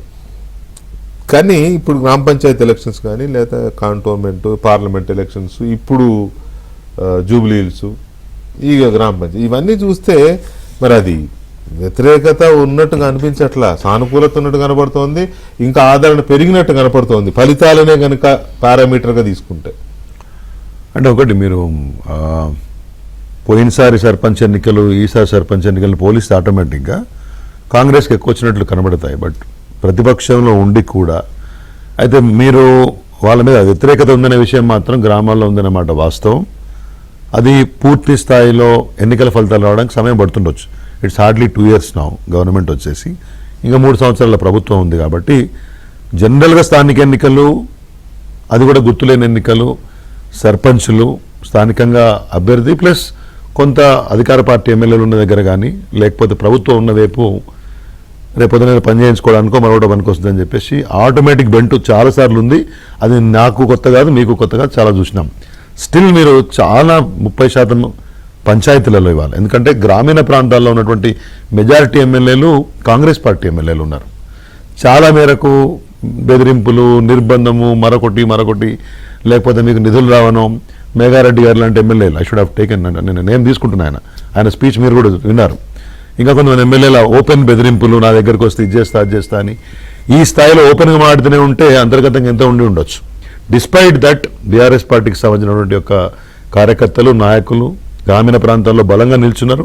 ఇవాళ 30% పైగా సర్పంచులు బీఆర్ఎస్ పార్టీ అభ్యర్థులు గెలుచుకున్నారంటే నేను చాలా చోట్ల చూసినాను, ఎస్పెషల్లీ పాలకుర్తి కాన్స్టిట్యున్సీ మరొక చోట అంటే కొద్దిగా ఎక్కువగా ఇంట్రెస్ట్ పెట్టి చూస్తే మేజర్ గ్రామ పంచాయతీలలో చాలా చోట్ల బీఆర్ఎస్ పార్టీ అభ్యర్థులు గెలిచారు. అది వెంకట్ గారు కూడా కనుక్కోవచ్చు, they can cross check their tally also. కాబట్టి నేనేమంటే అధికార పార్టీ మీద అసలు వ్యతిరేకత లేదనుకోండి, బ్రహ్మాండమైన సానుకూలత ఉందనుకోండి, ముఖ్యమంత్రి గారు కూడా సరే ఏదో ఒక పేరుతోటి ఎలక్షన్ కోడ్ ఆఫ్ కండక్ట్ ఉండి మున్సిపాలిటీలో టెక్నికల్ లేకుండకపోవచ్చు, కానీ నర్సంపేట పక్కనే సర్వాపురం గ్రామ పంచాయతీ ఉంటుంది కదా, అట్లా వారు స్వయంగా ప్రచారానికి పోయొచ్చినా కానీ రాష్ట్ర స్థాయిలో ఫుట్బాల్ కూడా ఆడి జనాలను మెస్మరైజ్ చేసే ప్రయత్నం చేసినా కానీ still BRS party could tally more than 30%. No small thing. నిజంగా చెప్తున్నా కదా, ఈ వేదిక నుంచి మీరు అవకాశం అంటే మీరు అంటున్నారు ఈ మూడు విడతల్లో గెలిచినటువంటి బీఆర్ఎస్ పార్టీ అభ్యర్థులకు, పోరాడి గెలిచినటువంటి వాళ్ళందరికీ, పోరాడి కొద్దో గొప్ప తేడాతో ఓడిపోయినా కానీ పోరాటంలో నిల్చున్న వాళ్ళందరికీ కూడా ఒక మంచి స్ఫూర్తిని చెందకు వాళ్ళకి శుభాకాంక్షలు తెలియజేయాలి, ధన్యవాదాలు తెలియజేయాలి. ఎందుకంటే అధికార పార్టీ ఉండి స్థాయిలో పోరాడకుండా ఇంట్లో కూర్చుంటే నేను ఏమంటున్నా, ధన్యవాదాలు చెప్పాలా, పార్టీ వైపు నుంచి శుభాకాంక్షలు చెప్పాలా రాష్ట్రం. ఎందుకంటే నిర్బంధం ఉండింది, మేము చూసినాం. నిర్బంధం మేఘారెడ్డి ఎమ్మెల్యే ఏం మాట్లాడారు, ఎవరో ఒకరు మాట్లాడితే నిర్బంధం నేను చూసాను అధికార పార్టీకి విపక్షానికి చాలా చోట్ల ఇప్పుడు మీకు నల్గొండ లాంటి చోట కొన్ని ఉదంతాలు చాలా ఉన్నాయి. ఒక దగ్గర ఒక క్యాండిడేట్ ఒక మా పార్టీ సపోర్ట్ ఆయన పేరు మల్లయ్య గారు అని చెప్పేసి ఈ వాజ్ కిల్డ్ తుంగతుర్తి నియోజకవర్గంలో హత్య చేయబడ్డాడు. గ్రామ రాజకీయాల్లో ఆ కక్షలు కార్పణ్యాలలో అంటే ఆ స్థాయిలో డౌన్ ద లైన్ మీరు ఎప్పుడెప్పుడు సమయం మారుతా ఉంటే కొంత సాఫెన్ అయింది సిస్టమ్. ఈ సమయంలో మళ్ళా ఫ్యాక్షన్ రాజకీయాలు తీసుకొచ్చారు, బరాబర్ నిర్బంధం చేసినారు, హత్యలు జరిగినాయి. మేఘారెడ్డి గారు ఎమ్మెల్యే ఏం చెప్పారు, నా దగ్గరకు వస్తే చంపేస్తారని మాట్లాడాడు. ఆయన బయటికి ఎట్లా మాట్లాడిందంటే మామూలుగా లోపల ఎంతగానో వాళ్ళు పుష్ చేస్తుండొచ్చు. సో మొత్తం ఇంత తెలంగాణలో 119లో ఒక మేఘారెడ్డి గురించి చెప్తా ఉన్నారు. నేనేమంటున్నా, అన్నముడి కిందనే దానికి తెలవాలంటే వీటికేం తక్కువ లేదు, వాస్తవం కదా అది. మేఘారెడ్డి గారి మాట సమర్థించగలుగుతాం మనము. పెట్టింది లేదు. హనుమంతరావు గారిని మనము పాయింట్ ఏంటి, హనుమంతరావు గారిని వినలేదు. గ్రామాలు ఇవన్నీ మాటలకి పర్సనల్ గా మనము వ్యక్తిగతంగా క్యాండిడేట్ వైజ్ ఒక్కొక్కటి మాట్లాడితే కౌశిక్ రెడ్డి మాట్లాడిన వ్యాఖ్యలు ఏ రకంగా గ్రామాలు ఏ రకంగా మాట్లాడి ఏ రకంగా బెదిరించి ఇండివిజువల్ కౌశిక్ రెడ్డి పాపం ఆయనే ఇప్పుడు ఒక్కొక్క రకంగా మీరు పర్స్పెక్టివ్ ఒకటి తీసుకొని మాట్లాడితే ఈ రోజు ఇదే 4 నెలల క్రితం ఎన్నికలు రాకముందు రేపు పొద్దున సర్పంచ్ ఎన్నికలు అయితే జూబ్లీహిల్స్ ఎన్నికల ముందు రిఫరెండం గా భావించాల్సి వస్తుంది. ప్రజలు అసలు కాంగ్రెస్ పార్టీకి పట్టమే కట్టరు, కాంగ్రెస్ పార్టీ గ్యారంటీస్ కాంగ్రెస్ పార్టీకి ఫుల్ నెగిటివ్ ఉన్నారు. రిఫరెండం అనే పదాన్ని ఫస్ట్ ప్రారంభించిందే బీఆర్ఎస్ పార్టీ ఈ ఎన్నికలను దృష్టిలో పెట్టుకోవాలి. ఈ రోజు రిజల్ట్ 60% కాంగ్రెస్ పార్టీ గెలిచింది, 60%, 10% ఇండిపెండెన్స్ గెలిచారు, in which most of the 8% దాకా కాంగ్రెస్ రెబల్స్. బీఆర్ఎస్ పార్టీ కష్టం మీద 25% గెలిచింది. భారతీయ జనతా పార్టీ అయితే 8 మంది ఎంపీలు ఉన్న వాళ్ళ పరిస్థితి ఏందో మనం చూసినాం. సరే అట్లీస్ట్ ఈ రోజు ఆ రోజు మంత్రులు ఉన్నప్పుడు ఎమ్మెల్యేలు ఉన్నప్పుడు కూడా కేటీఆర్ గారు కానీ కేసీఆర్ గారు కానీ ఏ రోజు సర్పంచ్ అని పట్టించుకోలే. ఈ రోజు గెలిచిన ఒక మండలంలో కొంతమంది సర్పంచులు గెలవగానే సర్పంచులను పక్కన పెట్టుకొని, అంటే సుదీర్ఘ రాజకీయాలు ఉన్న వ్యక్తి ఆ 5-10 మంది సర్పంచులు గెలవగానే ఒక మండలంలో 2వ ఫేజ్ 3వ ఫేజ్ లో దాన్ని ప్రభావితం కావాలని చెప్పి మొత్తం గెలుస్తుందని చెప్పి కేటీఆర్ గారు ప్రెస్ మీట్ పెట్టి మాట్లాడిండ్రు కదా. పొలిటికల్ గా ఉన్నప్పుడు వెంకటకృష్ణ గారు ఈ రోజు పరిస్థితి ఏ రకంగా ఉందంటే ఏ ఎన్నికలన్నా కూడా రాజకీయాల్లో సీరియస్ గా తీసుకునే పరిస్థితి ఉంది. ఒక వార్డ్ ఎలక్షన్స్ కూడా అయితే కూడా అంటే అసలు సినారియో ఏర్పడ్డది. గతంలో ఏ రోజు కూడా సర్పంచ్ ఎన్నికల్లో గుర్తులు ఉండకపోతుంది కాబట్టి ఈ చర్చలు కూడా ఇంత పర్టికులర్ ఉండకపోతుంది, ఇన్ని డిబేట్స్ కూడా లేకుండా. కానీ ఈ రోజు కాంగ్రెస్ పార్టీ బలపరిచిన అభ్యర్థులని మనం సర్వేలు చేస్తున్నాయి, అన్ని ఛానల్స్ సర్వే చేసి మనం లెక్కలు తీస్తున్నాం. ఎందుకు తీస్తున్నాము, అంత మైన్యూట్ లెవెల్ ఈ రోజు మనం చూస్తున్నాం పాలిటిక్స్. సో అంత మైన్యూట్ లెవెల్ పాలిటిక్స్ అయినప్పుడు ఏ స్థాయిలో ఉన్న వ్యక్తులు కూడా తప్పనిసరిగా ముఖ్యమంత్రి గారు ఏమన్నారు, సరైన వ్యక్తిని సర్పంచ్ అభ్యర్థిగా గెలిపించండి అని చెప్పారు. కాంగ్రెస్ అభ్యర్థిని గెలిపించండి అని చెప్పారా? సరైన వ్యక్తులని, మీ గ్రామాలు డెవలప్ చేసే వ్యక్తులని సర్పంచ్ అభ్యర్థులుగా గెలిపించుకోండి, కట్టెలలో కాలు పెట్టేటోళ్ళని గెలిపించుకుంటే పొద్దున గ్రామాభివృద్ధి కుంటి పడుతుందని చెప్పి మాట్లాడారు. ముఖ్యమంత్రి స్థాయిలో ఓటేమని చెప్పడం కరెక్టే కదండి, చెప్పాలి. అదే కదా చెప్పాలి. ఎవరు ఏం చేశారు, కేటీఆర్ గారు ఏం చేశారని తంగిలిపల్లి ఒక గ్రామంలో 12 మంది గెలిస్తే వాళ్ళని పక్కన కూర్చోబెట్టుకొని 3rd ఫేజ్ ఎలక్షన్స్ మరి మిగతా మండలాలు ఉన్నాయి సిరిసిల్ల దానికి సంబంధించిన వారి నియోజకవర్గంలో దాన్ని ప్రభావితం చేయడానికి మొత్తం బీఆర్ఎస్ గెలుస్తుందని చెప్పి వాళ్ళ మండల సర్పంచ్ అని పక్కన పెట్టుకొని ప్రెస్ మీట్ పెట్టి మాట్లాడారు. తప్పలేదు లేదు గెలవడానికి చెప్పుకోవడానికి చెప్తున్నాం వెంకటకృష్ణ గారు, అంటే రిఫరెండం అనే పదం వాళ్ళే తీసారు. అవును. ఈ రోజు మేము ఇచ్చిన సన్న బియ్యం కానీ ఇంద్రమ ఇది కానీ లేదా ఏదైతే మహిళలకు వడ్డీ లేని రుణాలు కానీ ఇంద్రం ఇల్లు కానివ్వండి, ఆ సన్నలకి బోనస్లు కానివ్వండి, 100% అవన్నింటినీ ప్రజలు అవన్నింటినీ గమనిస్తారు. ఈ రోజు సెల్ ఫోన్ గ్రామాల్లో వ్యతిరేకత విపరీతంగా ఉంది అని చెప్తున్న దానికి ఈ గ్రామ పంచాయతీ ఎన్నికల ఫలితాలు అవి ఆ ప్రచారం కరెక్ట్ కాదు అని అనుకోవచ్చు. ఒక మాట ఇంతకు శ్రీధర్ రెడ్డి గారు మాట్లాడారు, రెండేళ్లే కదా అయింది, ప్రజలు అది కూడా చూస్తున్నారు. రెఫరెండం అని వీళ్ళే అన్నారు. 2 ఏళ్లలో ఇన్ని కష్టాలున్నా, ఇన్ని ఇబ్బందులున్నా, ఇన్ని గ్యారెంటీలు నెరవేరుస్తూ ఈ రకంగా డెవలప్మెంట్ చేస్తున్నారని ప్రజలు వాటన్నిటిని గమనించి చూసి రిఫరెండం గా భావించి రోజు ఓట్లేసి గెలిపించారు. అదే నేనేది అదే ఇప్పుడు జూబ్లీస్ ఎలక్షన్ రిఫరెండం అని వాళ్ళు అన్నారు, అది మీకు అనుకూలంగా అయింది, మీరు గెలిచారు.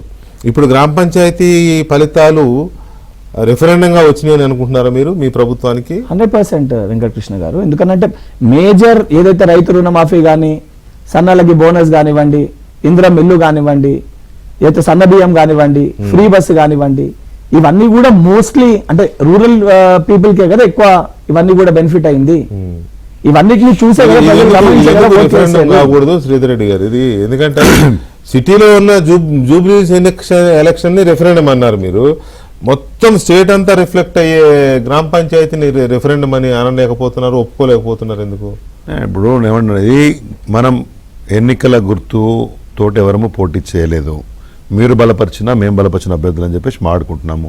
ఈవెన్ దెన్ ఐఎమ్ క్లెయిమింగ్ 30% అన్నప్పుడు వాళ్ళ 60% రైటే కదా. నేను దాని గురించి నేనేమంటున్నానంటే వ్యతిరేకత ఉన్నమాట వాస్తవం, కాకపోతే 30% కూడా మాకు రాదు. మీరు అన్నటువంటి సన్న బియ్యం కానివ్వండి, లేకపోతే ఇవన్నీ అందరికీ పోయి ఉంటాయి. కానీ నేనేమన్నా బోనస్ విషయంలో, సన్నాల బోనస్ విషయంలో ఒకటే ఫస్ట్ టైం ఒకసారి అనౌన్స్ చేసిన తర్వాత వచ్చినటువంటి ఒక పంటకి ఇచ్చారు. ఇవాళ రెండోసారి వచ్చినటువంటి పంటకి మీరు కావాలంటే ఇప్పుడు మీరు లైవ్లో కూడా ఆన్లైన్ తీసుకోవచ్చు. సన్నాల బోనస్ అనేది ఈసారికి వెయ్యలేదు, స్టిల్ ఇట్ ఈస్ పెండింగ్. సరే, మిగతా ఇష్యూస్ ఎట్లున్నా కానీ అధికార పార్టీకి అనుకూలంగా స్థానిక ఎన్నికల ఫలితాలు కొంత పోతాయి. దట్టు సర్పంచ్ రేపు మళ్ళీ ఎంపీటీసీ జడ్పీటీసీ వచ్చే వరకు మళ్ళీ గుర్తుల మీద మనం పోరాడతాం. అప్పుడు ఇంకొంత క్లారిటీ మనకు వస్తుంది, మారచ్చు. ఆ తర్వాత మళ్ళీ మనం మున్సిపాలిటీలు, కార్పొరేషన్లు, తర్వాత హైదరాబాద్ జిహెచ్ఎంసీ, దర్ ఈస్ ఇంకా చాలా టైం ఉంది మనం టెస్ట్ చేసుకోవడానికి. కానీ మీరు అన్నట్లు అసలు బీఆర్ఎస్ పార్టీ అవుట్ అయిపోయింది, మొత్తంగా ఖతమైపోయింది, ఇంకా లేనే లేదు, తలో దిక్కుపోతున్న దగ్గర ఎవరన్నారు అట్లా? మీరు ఎట్లయితే మేము అన్నామని అంటున్నారో ముఖ్యమంత్రి గారు అన్నారు, మంత్రులు అన్నారు, ఎమ్మెల్యేలు అన్నారు, ఎమ్మెల్సీలు అన్నారు, లేకపోతే మిగతా నాయకులు చాలా మంది అన్నారు బీఆర్ఎస్ పార్టీ పైన ఖతమైపోయింది, ఇంకా లేనే లేదు, ఈ రాష్ట్రంలో ఉండదు అని చెప్పేసి. అన్ని రకాల వాళ్ళు బీఆర్ఎస్కు వివక్షంగా ఉండే అన్ని పార్టీలు మాట్లాడినాయి. But today 30% they stood very strongly, they won the election in the public. నేను మీకు మళ్ళీ కూడా ఒక ప్రత్యేకమైన సరే మెజారిటీ ఓట్లు ఉన్నటువంటి మేజర్ గ్రామ పంచాయతీలు ఉంటాయి కదా పెద్దవి, వాటిలో చాలా చోట్ల డిసైజివ్ విక్టరీ బీఆర్ఎస్ పార్టీ వైపు వచ్చింది. అది మంచి స్ఫూర్తినిచ్చే అంశమే కదా. ఈ 2 సంవత్సరాల నుంచి అనేక అంశాల మీద బీఆర్ఎస్ పోరాడుతున్నటువంటి దానికి ప్రజల మద్దతు దొరికింది అనుకోవాల్సిందే కదా. ప్రతి మండలంలో ఓ 30% వచ్చినప్పుడు అల్టిమేట్లీ మనం లేము అని మాట్లాడే సమాధానం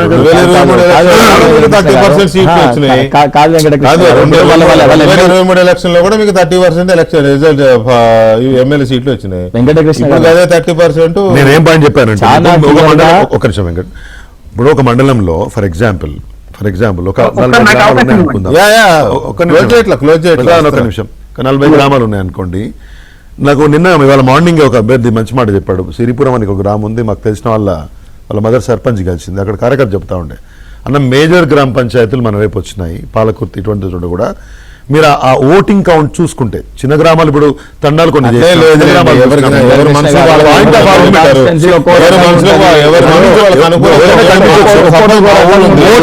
తీసుకుంటే గెలిచిన మండల కేంద్రం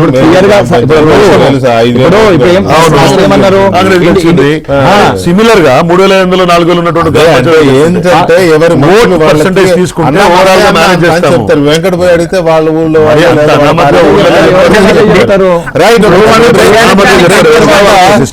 తర్వాత గ్రామ పంచాయతీ ఫలితాలు దేనికి నిదర్శనము అనే దాని మీద బీజేపీ వ్యూ ఏంటి, టీడీపీ వ్యూ? ప్రసాద్ గారు, ఈ సర్పంచ్ ఈ గ్రామ పంచాయతీ ఎలక్షన్ల ఫలితాలు, కప్పర ప్రసాద్ గారు, గ్రామ పంచాయతీ ఎన్నికల ఫలితాలు ప్రభుత్వం మీద వ్యతిరేకత ఉంది అని మీరు బీఆర్ఎస్ చేస్తున్న అది ప్రచారం మాత్రమే, వ్యతిరేకత లేదు అని ఫలితాలు చూపిస్తున్నాయా అనే దాంతో మీరు ఏకీపిస్తారా అనేది ఒకటి. రెండోది, బీజేపీ ఎందుకు అంత దారుణంగా దెబ్బతిన్నది? అంటే ఇప్పుడు ప్రధానంగా మనము గమనించినప్పుడు గ్రామీణ ప్రాంతాలలో పరిస్థితిని మనం అంచనా వేస్తే భారతీయ జనతా పార్టీ పరిస్థితి చాలా మెరుగైందనే అనిపిస్తాం. ఎందుకంటే గతంలో మాకు గ్రామీణ ప్రాంతాలలో వచ్చినటువంటి సర్పంచుల సంఖ్య, ఇప్పుడు వచ్చినటువంటి సర్పంచుల సంఖ్యను చూసుకున్నప్పుడు చాలా మెరుగైనటువంటి ఫలితాలనే భావిస్తాం. రెండోది, బీజేపీ ఎప్పుడు కూడా తెలంగాణలో ఒక ఐడియాలజికల్ బేస్ పాలిటిక్స్ చేసింది, ఐడియాలజీ మీదనే ఎన్నికల్లో కొట్లాడడం జరిగింది. గ్రామీణ ప్రాంతాలలో పోయినప్పుడు ఈ ఐడియాలజీ బేస్ పాలిటిక్స్ కాకుండా గ్రామాలలో ఉండబడేటువంటి భుజబలము, ధనబలము ఆధారంగా జరిగినటువంటి ఎన్నికలుగానే వీటిని మనం భావించాల్సి వస్తా ఉంది. ఈ పరిస్థితిని గమనించినప్పుడు ఏమనిపిస్తుందంటే, గతంలో ఉన్న టిఆర్ఎస్ పార్టీ అధికారంలో ఉంది, అనేక రకాలుగా లబ్ధి పొంది ఉన్నది, ఒక నాయకత్వాన్ని అట్నే బలమైనటువంటి ఒక ఆర్థిక వ్యవస్థను కలిగి ఉన్నటువంటి పార్టీగా బీఆర్ఎస్ పార్టీ. అట్లనే ఇప్పుడు అధికారంలో ఉన్నటువంటి కాంగ్రెస్ పార్టీ పనులు చేపిస్తామనేటువంటి ఒక హామీ ఇవ్వడం, ఎమ్మెల్యేలు, మంత్రులు వీళ్ళంతా కూడా ప్రచారాల్లో పాల్గొనడం, బలమైనటువంటి ఆర్థిక వ్యవస్థ కలిగి ఉండడం, ఈ రెండు పార్టీల మధ్యన అంటే భుజబలాల ఆర్థిక బలాల మధ్యనే ఒక యుద్ధం జరిగినట్టుగా అనిపిస్తా ఉంది తప్ప ఒక ఎన్నిక జరిగినట్టుగా అనిపించట్లేదు. మీకు దేశంలోనే ప్రప్రథమంగా గతంలో ఏ ముఖ్యమంత్రి చేయని విధంగా గ్రామీణ అంటే సర్పంచ్ ఎలక్షన్లకు కూడా ముఖ్యమంత్రి గారు పోయి ప్రచారం చేయాలి. ఇది చాలా అంటే ఆయన మన ముఖ్యమంత్రి గారు ఆ విధంగా ఎందుకంత తీసుకొని ప్రచారం చేసినో తెలియదు, కానీ ముఖ్యమంత్రి గారు కూడా పోయి మా అభ్యర్థులకు ఓట్లేయండి, నేను చెప్పిన అభ్యర్థులకు అంటే ఇప్పుడు బలమైన అభ్యర్థులకు ఓట్లేయండి, మంచి అభ్యర్థులకు ఓట్లేయండి అని ముఖ్యమంత్రి గారు చెప్తున్నట్టు అర్థమైందండి. కాంగ్రెస్ పార్టీ అభ్యర్థులకు ఓట్లేయమనే కదా. కాబట్టి ఈ రకంగా ఒక ముఖ్యమంత్రి స్థాయిలో ఉండి కూడా ప్రచార కార్యక్రమాలు మంచి అభ్యర్థులకు ఓటేయండి అంటే కాంగ్రెస్ పార్టీ అభ్యర్థులకు ఓటేయమన్నట్టు అయితే అంటే వేరే పార్టీలో మంచి వాళ్ళు లేరని అర్థం. ఆయన చెప్పిండేది అదే, ముఖ్యమంత్రి గారు చెప్పిండేది అదే. అరే ఆయన ఏమన్నాడు, సరే ఓకే ఆయన అన్నది సెటరే, కానీ నేను అంటున్నా ఆయన అన్నది ఏంటంటే పని చేసేవాని కోటేయండి, మంచివాని కోటేయండి అన్నాడు, కాంగ్రెస్ అనే పేరు తీయకుండా. కరెక్ట్. అయితే మరి మంచివాని కోటేయండి, పని చేసేవాని కోటేయండి అని అంటే ఇప్పుడు బీజేపీలో బీఆర్ఎస్ లో మంచి పనిచేసేవాళ్ళు లేరా? ఇప్పుడు కేటీఆర్ గారు పనిచేసేవాని కోటేయండి అంటే కాంగ్రెస్ లో పనిచేసేవాని కోటేయండి అని అర్థం రాదు కదా. ముఖ్యమంత్రి గారు పనిచేసేవాని కోటేయండి అంటే బీజేపీలో పనిచేసేవాని కోటేయండి అని చెప్పి అర్థం రాదు కదా. కాంగ్రెస్ పార్టీ అంటే నేను అనేది ఏంటంటే ముఖ్యమంత్రి గారు అంత పకడ్బందీగా ఎందుకు అంత ప్రిస్టేజియస్ గా తీసుకొని గ్రామీణ ప్రాంతంలో పోయి కూడా ఈ ఎన్నికల ప్రచారం నిర్వహించడం అనేది ఒకటి మనం గమనించాలి. రెండోది, వీళ్ళు ఏమన్నారు మొన్నటిదాకా ఎంపీటీసీ జెడ్పీటీసీ ఎలక్షన్లు పెడతాం, ఆ ముందు అవి పెడతాం, తర్వాత గ్రామ పంచాయతీ ఎలక్షన్. అవునండి, రిజర్వేషన్ల ఇష్యూ వచ్చింది కదా, రిజర్వేషన్ల ఇష్యూ వచ్చింది కదా మధ్యలో. దీంట్లో కూడా ఉంటది అండి రిజర్వేషన్ల ఇష్యూ, దీంట్లో కూడా ఉంటది కదా రిజర్వేషన్ల ఇష్యూ. దీంట్లో ఉంది కానీ మరి ఒకటి ఏదో ఒకటి పెట్టకపోతే ఆ ఫండ్స్ పోతాయి కదా అని చెప్పి పెట్టినారు. పార్టీ సర్పంచ్ ఎలక్షన్ ఆయన గెలవమనేటువంటి భయంతో ముందుగానే సర్పంచ్ ఎలక్షన్లను పెట్టి ఇప్పుడు ఏంటంటే గ్రామాలలో ఒక క్యాడర్ తయారు చేసుకుని రేపు ఎంపీటీసీకి పోతాం, ఇక్కడ సర్పంచ్ గెలిచింది కాబట్టి ఎంపీటీసీని గెలిపించుకున్నాం అనేటువంటి ఒక భావనతోటి వీళ్ళు ప్రయత్నం చేస్తాం. ఒకటైతే వాస్తవం, ఈ ఎన్నికలు ప్రజాస్వామ్యయుతంగా ప్రజలలో ఈ అభివృద్ధిని ప్రతిబింబించే విధంగానైతే జరగలేదు. కేవలం కండబలము, ధనబలం కలిగినటువంటి రెండు వర్గాల మధ్య, రెండు గ్రూపుల మధ్య జరిగినటువంటి ఒక ఎన్నికగానే దీన్ని భావిస్తా ఉన్నాం. ఇందులో అంటే ఒక ఐడియాలజీ కోసం పనిచేసేటువంటి భారతీయ జనతా పార్టీ కార్యకర్తలు అదే చిత్తశుద్ధితో కొట్లాడి ఈ రెండు గ్రూపుల మధ్యన కరెక్టే. కానీ అయితే ప్రసాద్ నేను అనేది ఏంటంటే గడిచిన ఒక 3 సంవత్సరాలుగానో 4 సంవత్సరాలుగానో మనం చాలా డిబేట్స్లో చూసాము, చాలా చర్చలు కూడా చేసాం. బీజేపీ గణనీయంగా బలపడుతోంది తెలంగాణలో, కర్ణాటక తర్వాత సౌత్లో నెక్స్ట్ కొట్టేది తెలంగాణనే అనేది చర్చించుకుంటున్నాం. అది మనకి గ్రౌండ్లో కూడా కనపడుతూ వచ్చింది.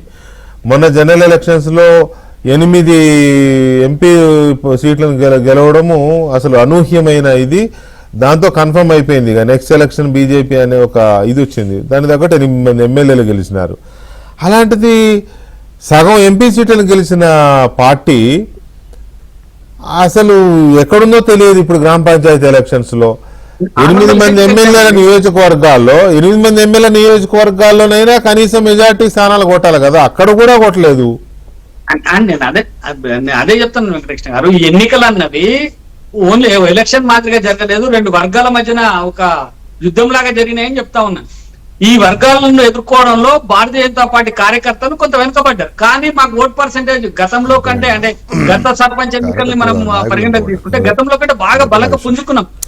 దాదాపు 80% గ్రామ పంచాయతీలలో, వార్డులలో పోటీ చేసినాం. ఈసారి చాలా గ్రామాలలో అంటే 20 ఓట్లు 30 ఓట్లతోటి మా అభ్యర్థులు ఓడిపోయినారు. చాలా అంటే గణనీయంగా మా క్యాడర్ బలపడ్డది. రాబోయేటువంటి రోజులలో ప్రతి పల్లెలో కూడా భారతీయ జనతా పార్టీకి ఒక క్యాడర్ ఉంది, పోటీ చేసేటువంటి యంత్రాంగం ఉంది. రేపు రాబోయేటువంటి ఎన్నికలలో బాగా బలంగా కొట్లాడే విధంగా ఆ క్యాడర్ బలపడ్డదని చెప్పి భారతీయ జనతా పార్టీ భావిస్తా ఉంది. మా గతంలో 100-120 సర్పంచ్ స్థానాలు కూడా లేని దగ్గర నుంచి మేము దాదాపు 1000 సర్పంచ్ స్థానాల వరకు ఎదగగలిగినాం. కాబట్టి బలం పుంజుకుంది, పల్లెలలో భారతీయ జనతా పార్టీ పట్టు సాధించడానికి ఒక మెట్టు పడ్డది అని చెప్పి మేము భావిస్తా ఉన్నాం. రాబోయేటువంటి రోజుల్లో ఇంకా బలంగా ముందుకు పోతున్నాం. ఇప్పుడు ఓడిపోయినటువంటి వ్యక్తులు భారతీయ జనతా పార్టీ నుంచి పోటీ చేసి ఓడిపోయినటువంటి వ్యక్తులను కూడా మేమేం వాళ్ళు బలహీనంగా ఓడిపోయిందని చెప్పట్లేదు. చాలా యుద్ధంలో ఒక వీరోచిత పోరాటం చేశారు. గెలుపోవడం అనేది సహజం. రాబోయేటువంటి రోజుల్లో మా పార్టీకి ఒక బలమైనటువంటి పునాది ఏర్పడే విధంగా ఈ గ్రామ పంచాయతీ ఎన్నికలను బేస్ చేసుకొని మేము కొట్లాడినామని చెప్పి భారతీయ జనతా పార్టీ భావిస్తా ఉంది. అయితే ఒక విషయంలో అభినందించాలే, ఓటమి గెలుపుతో సంబంధం లేకుండా పార్టీకి సిద్ధాంతానికి కట్టుబడి ఉంటారు, అందులో డౌట్ లేదు. ఓడిపోయాం కదా అని గెలిచినోడు పార్టీలోకి పోవడమో, లేకపోతే గెలిచాం కదా అని తలెగరేయడం అలాంటివి ఉండవులే. బీజేపీ వాళ్ళు ఆ సిద్ధాంతం ప్రకారం ఉంటారు. అంతవరకు మనం హ్యావ్ టు, సిద్ధాంతం మంచిదా చెడ్డదా అనే దాని మీద మళ్ళీ వేరే రకాల చర్చలు ఉండొచ్చు, అది నాకు అనవసరం. కానీ ఇప్పుడు సిద్ధాంతానికి కట్టుబడి వాళ్ళు ఆ రకంగా ఉంటారు. ఓడిపోయినా గెలిచినా, టికెట్ వచ్చినా రాకపోయినా, పోటీ చేయమన్నా పోటీ చేయొద్దన్నా అదొక రకమైన ఇవాళ ఇది.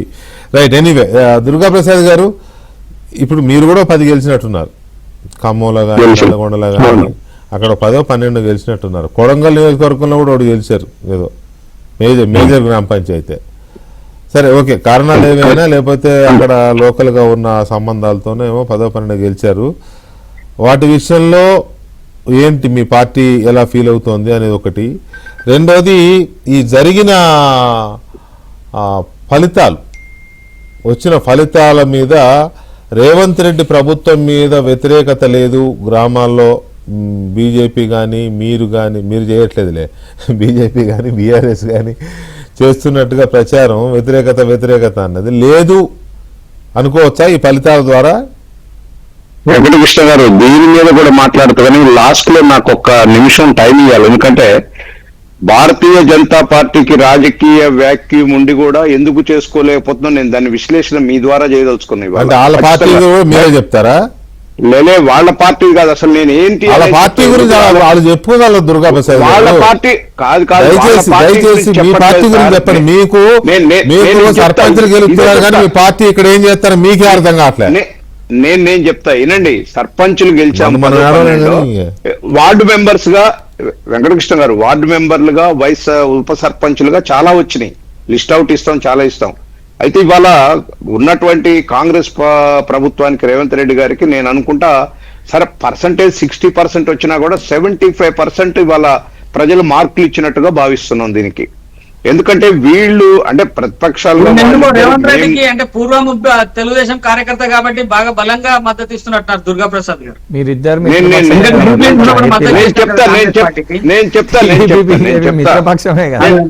మేము అన్ని చెప్తాం. ఎందుకంటే భారతీయ జనతా పార్టీ ఇలా భారతీయ జనతా పార్టీ స్వయంకృతాపరాధం నేను అంటున్నాండి.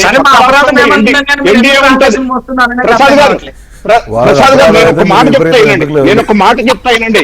మీ పార్టీ చెప్పండి. దుర్గాప్రసాద్ గారు ఇక్కడ శ్రీధర్ మంచి డైలాగ్ చెప్పాడు. వాళ్ళది అపరాధం అయితే మీది విపరీతమని. ఎందుకు మీది నిజంగానే విపరీతం అయిపోయింది మీది తెలంగాణలో. మరి 3 విడతలు మీరు ఆగి హైదరాబాద్ సిటీలో కొన్ని జిల్లాల్లో కానీ మీకు బలం ఉండి, అభిమానం ఉండి, కార్యకర్తలు ప్రజల్లో పార్టీని మాత్రం నడిపించరు. దాన్ని మీరు బీజేపీ గురించి చూసి చెప్తారు. ఎందుకండి గారు నేను అనేది అట్లా కాదు. ఇప్పుడు జూబ్లీహిల్స్ లో 10 నుంచి 12 వేల ఓట్లు ఉన్నాయని భారతీయ జనతా పార్టీకి తెలుసు. పక్కన ఎన్డీఏ గవర్నమెంట్ లో డబుల్ ఇంజిన్ సర్కార్ నడుస్తుంది. కనీసం మినిమం మర్యాదగా మీ ఓట్లు వేయండి అని కూడా అడగకుండా అంత వాళ్ళకి ఏమవసరం. ఇవాళ జనసేన గాని భారతీయ జనతా పార్టీ గాని వినండి సార్, ఇది పొలిటికల్ చర్చకు దారి తీయాలి దీన్ని. వీళ్ళు ఇక్కడ హైదరాబాద్ లో కూర్చున్న కొంతమంది లీడర్లు, నేను అది కూడా అందరినీ బ్లేమ్ చేయట్లా భారతీయ జనతా పార్టీ. చర్చకు దారి తీయాలంటే ఏం చేయాలి? బీజేపీ వాళ్ళని కుంకుమ పరిణి ఇచ్చి మీ ఇంటికి పంపాలా, బొట్టు పెట్టమని? మా ఇంటికి అక్కర్లేదండి, కేంద్ర స్థాయిలో చర్చలు జరుగుతూనే ఉన్నాయి. రాబోయే రోజుల్లో ఖచ్చితంగా ఇక్కడ శాఖ ఒప్పుకున్నా ఒప్పుకోపోయినా ఎన్డీఏగా తెలంగాణలో పోటీ చేయబోతున్నాం 28లో. ఇది రాసి పెట్టండి, పలానా డేట్ అందరూ బీజేపీ బీఆర్ఎస్ కలిసి చేస్తే తెలంగాణలో ఎన్డీఏ ఏర్పాట్లు అని అందరూ అంటుంటే మీరేమైనా అంటే మీరు బీజేపీ బీఆర్ఎస్ ముగ్గురు కలుస్తారా తెలంగాణలో జనసేనతో? అది ఎట్లుంటుందో కానీ రాబోయే రోజుల్లో ఎన్డీఏ పోటీ చేయబోతుంది ఇక్కడ కాంగ్రెస్ పార్టీకి అగెనెస్ట్ గా. అది ఉందిలే, ఆ చర్చ ఉందిలే. ఇంకా భారతీయ జనతా ఇంకా బీఆర్ఎస్ పార్టీ ఎక్కడదండి, వాళ్ళకి 30% 20% గ్రామ పంచాయతీలు వచ్చినా కూడా రేపు చూడండి నెల రోజుల తర్వాత మా తెలుగుదేశం పార్టీ ఎట్లా విలీనమైందో 14లో కాంగ్రెస్ పార్టీలో విలీనం కాక తప్పదు. ఆల్రెడీ చర్చలు జరుగుతున్నాయట, వాళ్ళు అది చూసుకోమనండి. ఎవరు విలీనం అయ్యేది? బీఆర్ఎస్ కాంగ్రెస్ లోనా? బీఆర్ఎస్ పార్టీలో ఉన్న ఎమ్మెల్యేలు కొంతమంది మళ్ళా విలీనం కావటానికి సిద్ధంగా ఉన్నారట. నడుస్తుంది, ఆ కథ నడుస్తుంది, అది చూసుకోమనండి. కొంతమంది నేను పార్టీ అంటున్నా, పార్టీ బీఆర్ఎస్ పార్టీ బీజేపీలో ఎమ్మెల్యేలు కొంతమంది కాంగ్రెస్. సరే ఓకే, మీ సంగతి ఏంటి చెప్పండి. ఇక ఇప్పుడు మేము ఒకటండి, జ్ఞానేశ్వర్ గారు పోయిన తర్వాత సంస్థాగత నిర్మాణంకు మొన్ననే స్టార్ట్ చేసినాం. సంస్థాగత నిర్మాణం ఇప్పుడు పార్లమెంట్ కమిటీలు వేసుకుంటున్నాం, మండల కమిటీలు వేసుకున్నాం, పార్లమెంట్ కమిటీలు వేసుకుంటున్నాం. ఇక్కడ ఇప్పుడు ప్రస్తుతం పాలిట్ బ్యూరో సభ్యులు వాళ్ళే చూస్తున్నారు, ఇద్దరు అరవింద్ కుమార్ గౌడ్, నరసింహులు గారు చూస్తున్నారు. ఇదేంటంటే పార్టీ అధ్యక్షులు లేరా ఇప్పుడు? పక్కన నరసింహులు గారు కాదా? తెలంగాణ పార్టీ అధ్యక్షుడిని త్వరలో సార్ నియమించబోతున్నారు. పార్లమెంట్ పార్టీ అధ్యక్షులందరూ ఈ 17 పార్లమెంట్ల అధ్యక్షులు అయిన తర్వాత రాష్ట్ర అధ్యక్షుడు నియమిస్తారు.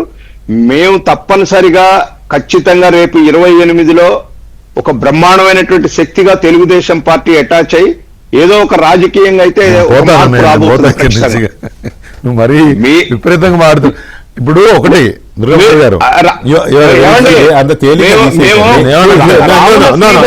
కాదు దుర్గాప్రసాద్ గారు ఆగండి. శ్రీధర్ రెడ్డి గారికి ఒక విషయం చెప్పాలి, మీరు ఆగండి. దుర్గాప్రసాద్ గారు చెప్పండి, ఆగండి చెప్పండి. ఆయన తరఫున కాదు, ఆయన తరఫున భారతీయ జనతా పార్టీని వదిలిపెట్టి భారత రాష్ట్ర సమితిలోకి వస్తుందని నేను ఊహించాలా, కానీ జరిగింది కదా. ఇది జరిగినప్పుడు ఆటోమేటిక్గా నేను చెప్పినవి కూడా జరుగుతాయి. సరే ఇక్కడ పాయింట్ ఏంటంటే మొన్న కాంగ్రెస్ పార్టీ మీ మీద కోపంతోనే కదా తెలుగుదేశం పార్టీ అభిమానులు కార్యకర్తలు ఖమ్మంలో కానీ లేకపోతే 100% అది ఓపెన్గానే మేము డైరెక్షన్ ఇవ్వకపోయినా కారణం ఏంటి? వాళ్ళు కాంగ్రెస్ ఒప్పుకున్నా ఒప్పుకోకపోయినా టీడీపీనే. తుమ్మల నాగేశ్వరరావు గారు వాళ్ళ ఆఫీస్ టీడీపీనే కదా, నాకు తెలుసు కదా. ఇప్పుడు ఖమ్మం గురించి ఇది విపరీతం అనే విషయంలో వాళ్ళని తక్కువ జిల్లాలో Rangareddy, Hyderabad, Khammam. Let me say only one thing. ఇప్పుడు మీరేం చెప్పారంటే సరే ఒక నిమిషం దుర్గాప్రసాద్ భాయ్, రేవంత్ రెడ్డి గారిని కాంగ్రెస్ పార్టీ చూడట్లేదు. వారికి 7-8 సర్పంచులు వచ్చినాయి. ఇవాళకి కూడా తెలుగుదేశం పార్టీ అంటే ప్రేమ వాళ్ళు అక్కడక్కడ కనబడతారు ఖచ్చితంగా, కానట్లే. ఏ ప్రభుత్వంలో ఉన్నారు, ఎన్డీఏలో ఉన్నారు, I'm not discarding there this thing. కాబట్టి ఒక బలమైన శక్తిగా రూపాంతరం చెందుతాం తెలంగాణలో అని వారు మాట్లాడుతున్న విషయంలో గత 10 సంవత్సరాలు ఈ 2 సంవత్సరాలు కలిపి రేవంత్ రెడ్డి గారు 2 years ఆఫ్ చీఫ్ మినిస్ట్రీ చూస్తే తెలుగుదేశం పార్టీ తెలంగాణలో వేలునుకోవడం కోసం కానీ ఉన్నదాన్ని బలపరచుకోవడం కానీ ఇక్కడ కూడా ప్రయత్నాలు జరగనప్పుడు ఏదో 3 సంవత్సరాల బలమైన శక్తిగా అంటే మీకేదో 30% వచ్చినంత మాత్రం మీరేం కాదు, కానీ మేము మాత్రం అయితే ఉంటుంది. నేనేమనాలి, కూటమి లాగా బలమైన శక్తి రాగలుగుతారు, ఇండివిజువల్ గా రాలేదు. మాట్లాడిన దానికి ఇంతకుముందు సర్పంచ్ ఎలక్షన్ విషయంలో 2 ఎమ్మెల్సీ స్థానాలు గెలిస్తే వాళ్ళు లాస్ట్ టైం మేము చాలా బలంగా క్షేత్రస్థాయిలో ఉన్నామని చెప్పి పర్టికులర్ ఓటర్స్ గురించి మాట్లాడారు. ఈ రోజు భారతీయ జనతా పార్టీకి కేంద్ర మంత్రులు ఉన్నారు, ఈటల రాజేందర్ గారు వంటి ఎంపీలు కూడా స్వయంగా ఎలక్షన్ లో ఫీల్డ్ పైన తిరిగారు. కరెక్ట్, వాళ్ళు కూడా ఇన్వాల్వ్ అయ్యారు. ఎందుకంటే corporation election Hyderabad GHMC elections లో అమిత్ షా గారు వచ్చి ప్రచారం చేశారు. సో అంత సింపుల్ గా ఎలక్షన్ అన్నప్పుడు అందరు వాళ్ళ బలాలు బలగాలు 11 ఏళ్లుగా కేంద్రంలో అధికారంలో ఉన్నారు. అది 12th ఇయర్ 12 ఏళ్ళుగా కేంద్రంలో అధికారంలో ఉన్నారు. 8 మంది ఎంపీలు ఉన్నారు, 8 మంది ఎమ్మెల్యేలు ఉన్నారు, 3 ఎమ్మెల్సీలు ఉన్నారు, వాళ్ళ కార్పొరేటర్లు ఉన్నారు. వాళ్ళు కూడా బలంగా అందరు ఎఫర్ట్స్ పెడతారు ఎలక్షన్స్ లో, ప్రతి ఒక్కరు కూడా ఎఫర్ట్స్ పెడతారు. ఎఫర్ట్స్ పెట్టినాక అన్నిటినీ చూసి ముఖ్యంగా ఎలక్షన్స్ లో బీసీలు అందరూ కూడా కాంగ్రెస్ పార్టీ వైపు ఉన్నాయండి. ఇప్పుడు ఎంపీలు ఉన్నారు. ఇప్పుడు బీసీ రిజర్వేషన్ ఏదైతుందో కాంగ్రెస్ పార్టీ బలంగా దాన్ని చేస్తుంది. Bharatiya Janata Party BRS party stand దాని పట్ల సరిగా లేదనే దాంట్లో కూడా బీసీలు కూడా మోస్ట్ మెజారిటీ కాంగ్రెస్ పార్టీకి పట్టం కట్టారు, ఓట్స్ వేసారు. బీసీలను మోసం చేసింది మీరు కదా వెంకట్ గారు. బీసీలు అని మీ చేతిలో ఉన్న మీరు ఏం చేస్తున్నారో బీసీలు గమనించారండి. బీసీలు కానీ చూసే ఓట్లు వేసారు, బీసీలు అన్నింటినీ చూస్తున్నారు. ఈ రోజు మీరు ఏ రకంగా మౌనంగా ఉన్నారు బీసీల స్పష్టంగా కనబడుతుంది. ఇప్పుడు తెలంగాణ రాష్ట్రం కోసము ఆ రోజు కాంగ్రెస్ పార్టీ అధికారం ఉన్నప్పుడు కాంగ్రెస్ పార్టీ ఎంపీస్ కొట్లాడిందండి. ఈ రోజు ఎందుకు భారతీయ జనతా పార్టీ ఎంపీలు బీసీ బిల్లు పైన బీసీ దాని పట్ల ఎందుకు ఇక్కడ ఉన్న ఎంపీలు కొట్లాడతలేరు, ఎందుకు అడుగుతలేరు, ఎందుకు పార్లమెంట్ లో రేజ్ చేస్తలేరు? అంటే కాంగ్రెస్ పార్టీ ఇస్తామని చెప్పింది కూడా కోపంతో బీసీలకు అన్యాయం చేస్తారా? అంటే కాంగ్రెస్ పార్టీ ఇస్తామని చెప్పింది కాబట్టి మీరు బీసీలకు అన్యాయం చేస్తారా? సరే అది పంచాయతీ ఎట్లున్నా కానీ అందుకనే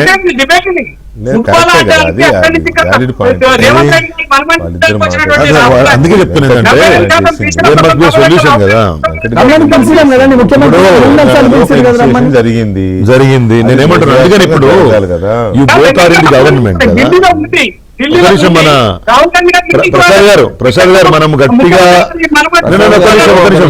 చాలా క్లియర్ గా తెలుసు. ఇప్పుడు కాంగ్రెస్ పార్టీ చెప్పిందని మీరు చెయ్యము అని మీరు అంటే సరే మీరు అదే మీ స్టాండ్ తీసుకోండి. ప్రజలు తీర్పిస్తూనే వెళ్తారు, ఇప్పుడు మా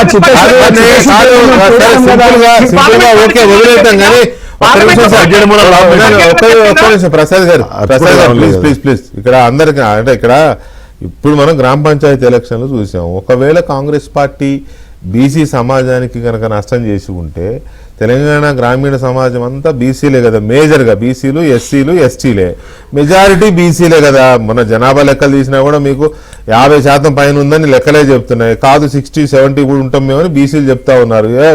నాకున్న అవగాహన మేరకు అబౌవ్ 60% ఉంటారు బీసీస్. బీసీస్ ఎక్కువ ఉండే గ్రామీణ సమాజంలో గ్రామ పంచాయతీ ఎలక్షన్ ఫలితాలు ఏం చెప్తున్నాయి? కాంగ్రెస్ పార్టీకి పట్టం కట్టాయి. మరి బీసీలకు అన్యాయం జరిగింది అనుకుంటే బీసీలు ఎందుకు కాంగ్రెస్ పార్టీని ఆదరిస్తారు? అది కూడా ఒక పాయింటే. కాబట్టి ఏమున్నా ఈ సూత్రాలు ఇవి వేరు, ప్రజల ఫలితాలు వేరు. ప్రజల ఏది అనుకుంటే నేను అనేది ఏ అంశాన్ని పరిగణలో మనం ఊహించలేము. నువ్వే మాట్లాడుతావు భారతీయ జనతా పార్టీ తరఫున బీసీలు ఇతర పార్టీల తరఫున బీసీలు గెలిచిండ్రు. కాంగ్రెస్ పార్టీ బీసీలు అంతా కాంగ్రెస్ పార్టీ అనుకున్నారంటే ఎట్లా అవుతుంది? ఎవరు మాట్లాడతలేరు. ప్రసాద్ గారు థ్యాంక్ యూ వెరీ మచ్ అండి చర్చలో పాల్గొన్నందుకు. ఇది ఇవాళ